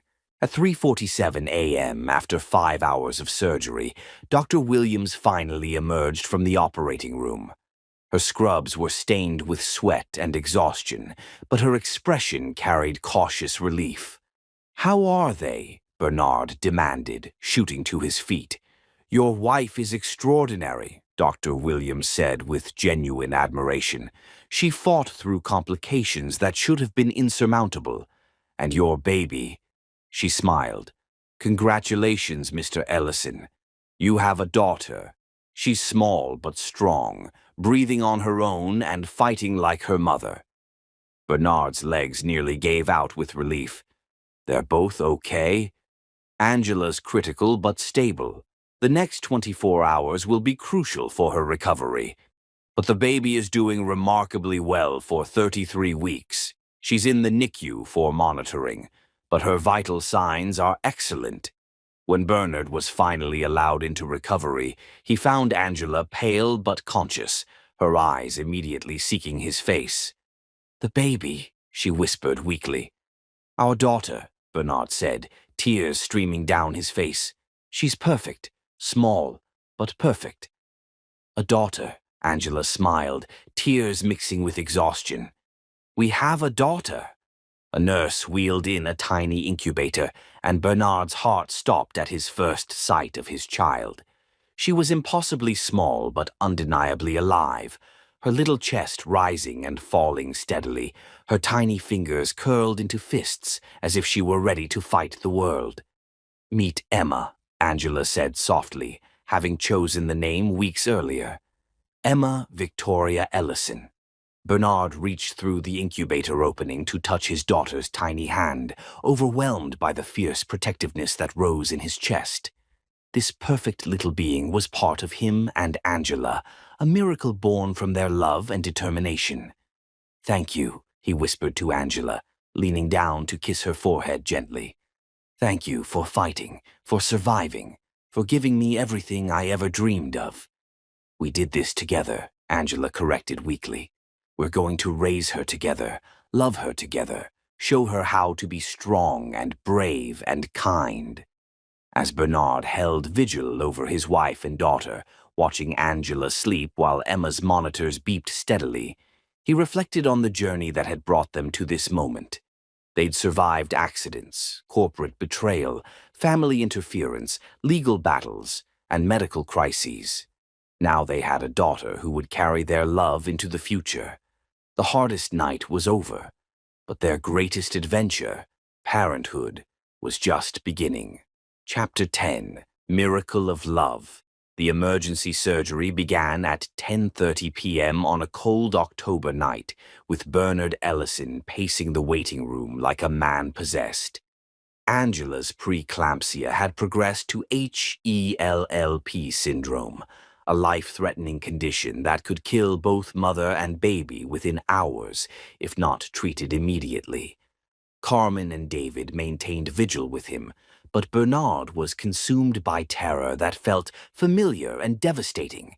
He'd lost Victoria to medical complications, and now he faced the possibility of losing Angela and their child to the same cruel randomness that had destroyed his first chance at happiness.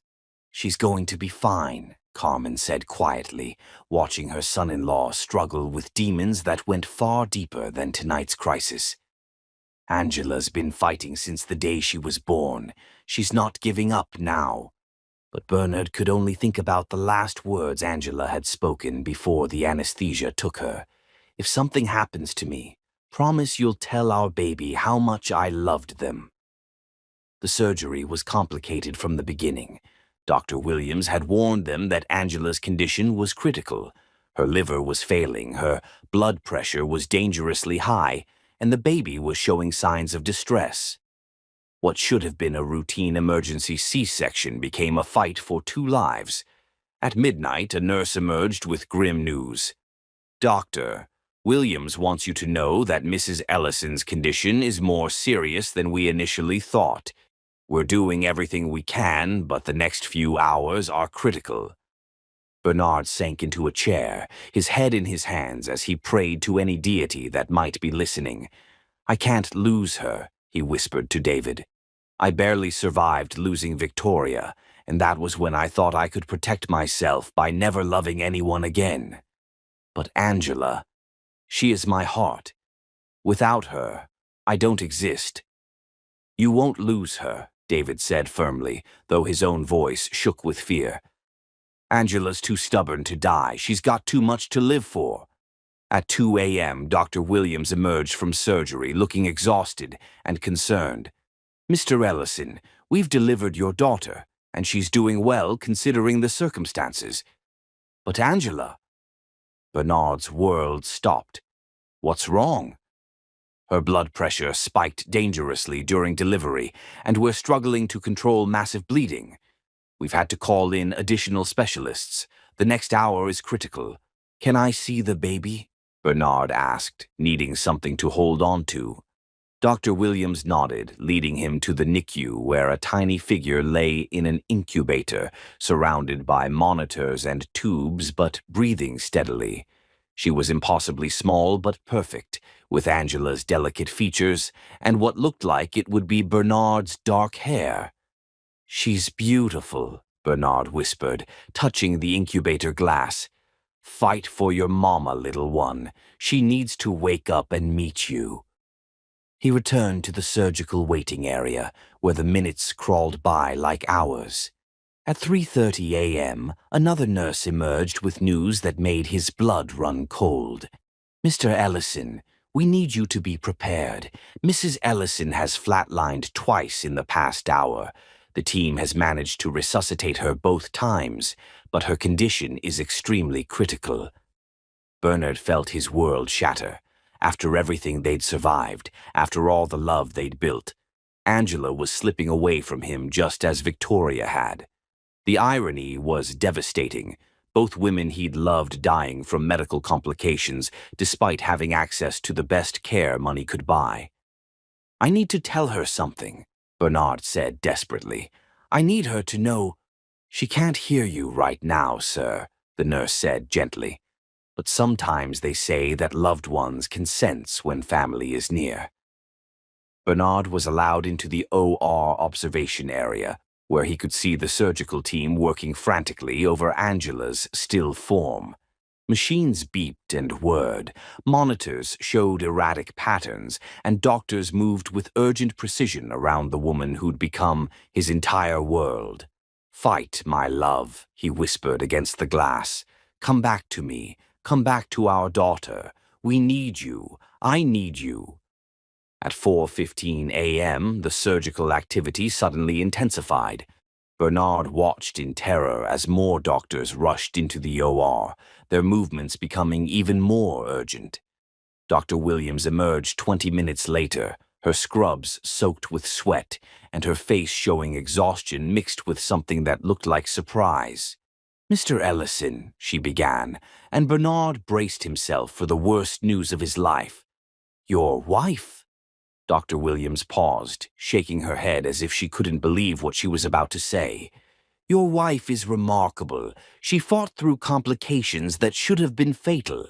We lost her 3 times on that table, but she fought her way back each time." Bernard's legs nearly gave out. "She's alive?" "She's alive.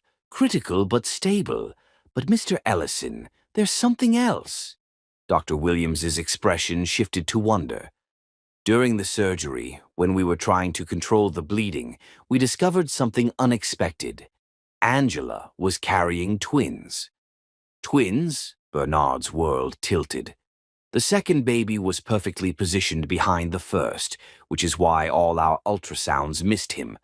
We've successfully delivered both children, a daughter and a son. They're small but incredibly strong, just like their mother." Bernard's knees gave out completely. David caught him as he collapsed, sobbing with relief so intense it felt like rebirth.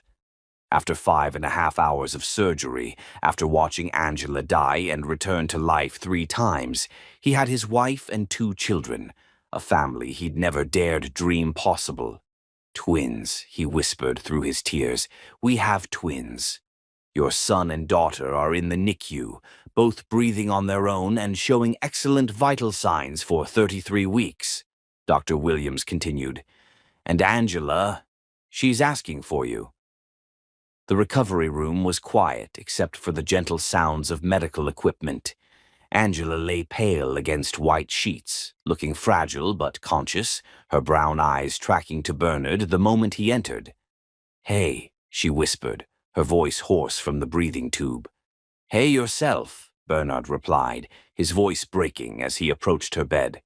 "How are you feeling?" "Like I got hit by a truck," Angela admitted with a weak smile. "But alive. We're all alive." "We have twins," Bernard said, taking her hand carefully.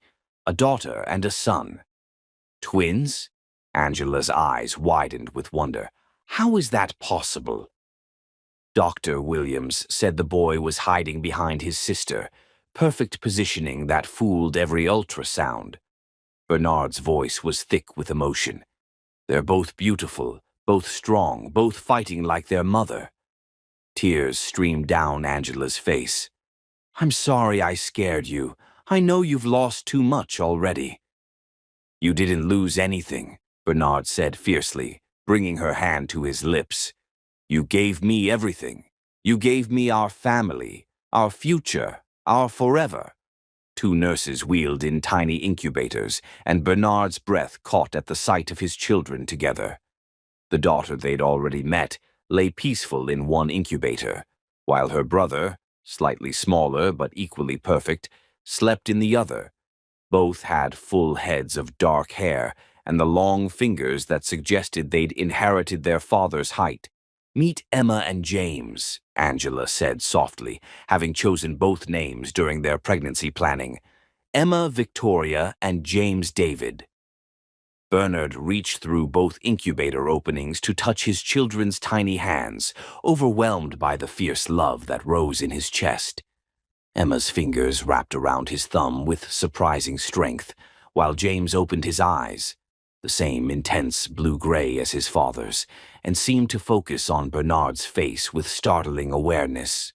"They're perfect," Bernard whispered. "Absolutely perfect. Thank you, Angela. Thank you for fighting, for surviving, for giving me them, for giving me everything." "We did this together," Angela corrected, watching her husband fall in love with their children. "We're going to raise them together, love them together, show them how to be strong and kind and brave." "I love you," Bernard said, leaning down to kiss Angela's forehead gently before touching each baby's tiny cheek. "I love all 3 of you more than life itself." 6 months later, the penthouse had been transformed from a sterile bachelor pad into a home filled with life, love, and the controlled chaos of twin infants. Baby equipment covered every surface, photographs of Emma and James adorned every wall, and the sound of laughter echoed through rooms that had once known only business calls and solitary meals. Angela had recovered completely from her traumatic delivery, returning to part-time work at their foundation, while Bernard handled business operations around their children's schedules. They'd found the perfect balance: professional partnership, romantic love, and devoted parenthood, all woven together into something beautiful and sustainable. Their foundation was thriving, providing free healthcare to thousands of families while pioneering new approaches to community medicine. The Victoria Ashworth Foundation had become a model for other charitable organizations, proving that business success and social responsibility could work hand in hand. But their greatest success was the family they'd built together. "Are they finally asleep?" Angela asked as Bernard emerged from the nursery, looking exhausted but blissfully content after the nightly battle of getting two 6-month-old babies to settle down. "For now," Bernard replied, pulling Angela into his arms. Emma went down easily, but James fought like his mother, determined to stay awake and see what he was missing. Angela laughed, the sound that had first captured Bernard's heart still making his pulse race. "He gets that stubborn streak, honestly. Between your determination and my independence, these children are going to be a handful." "The best kind of handful," Bernard agreed, spinning Angela slowly around their living room in an impromptu dance to music only they could hear. They swayed together in the soft glow of Chicago's lights, baby monitors crackling softly with the sounds of their sleeping children. Angela rested her head against Bernard's chest, listening to the steady heartbeat that had become her favorite sound in the world. "Do you ever think about how different our lives would be if you hadn't crashed that night?" Angela asked softly. "Never," Bernard replied immediately. "Because I can't imagine a life without you in it. You and our children are my whole world." "No regrets? Not even about the money we spend on charity instead of adding to your already obscene wealth?" Bernard's laugh was rich and warm. "The only thing I regret is waiting so long to understand what real wealth looks like." He kissed the top of her head, breathing in the scent of her hair. This woman who'd taught him that love was the greatest fortune of all. "What does real wealth look like?" Angela asked, though she already knew the answer. "This," Bernard said simply, his arms tightening around her. "You in my arms, our children sleeping safely in their cribs, a life built on love instead of ambition. This is everything I never knew I wanted, and everything I'll never stop being grateful for."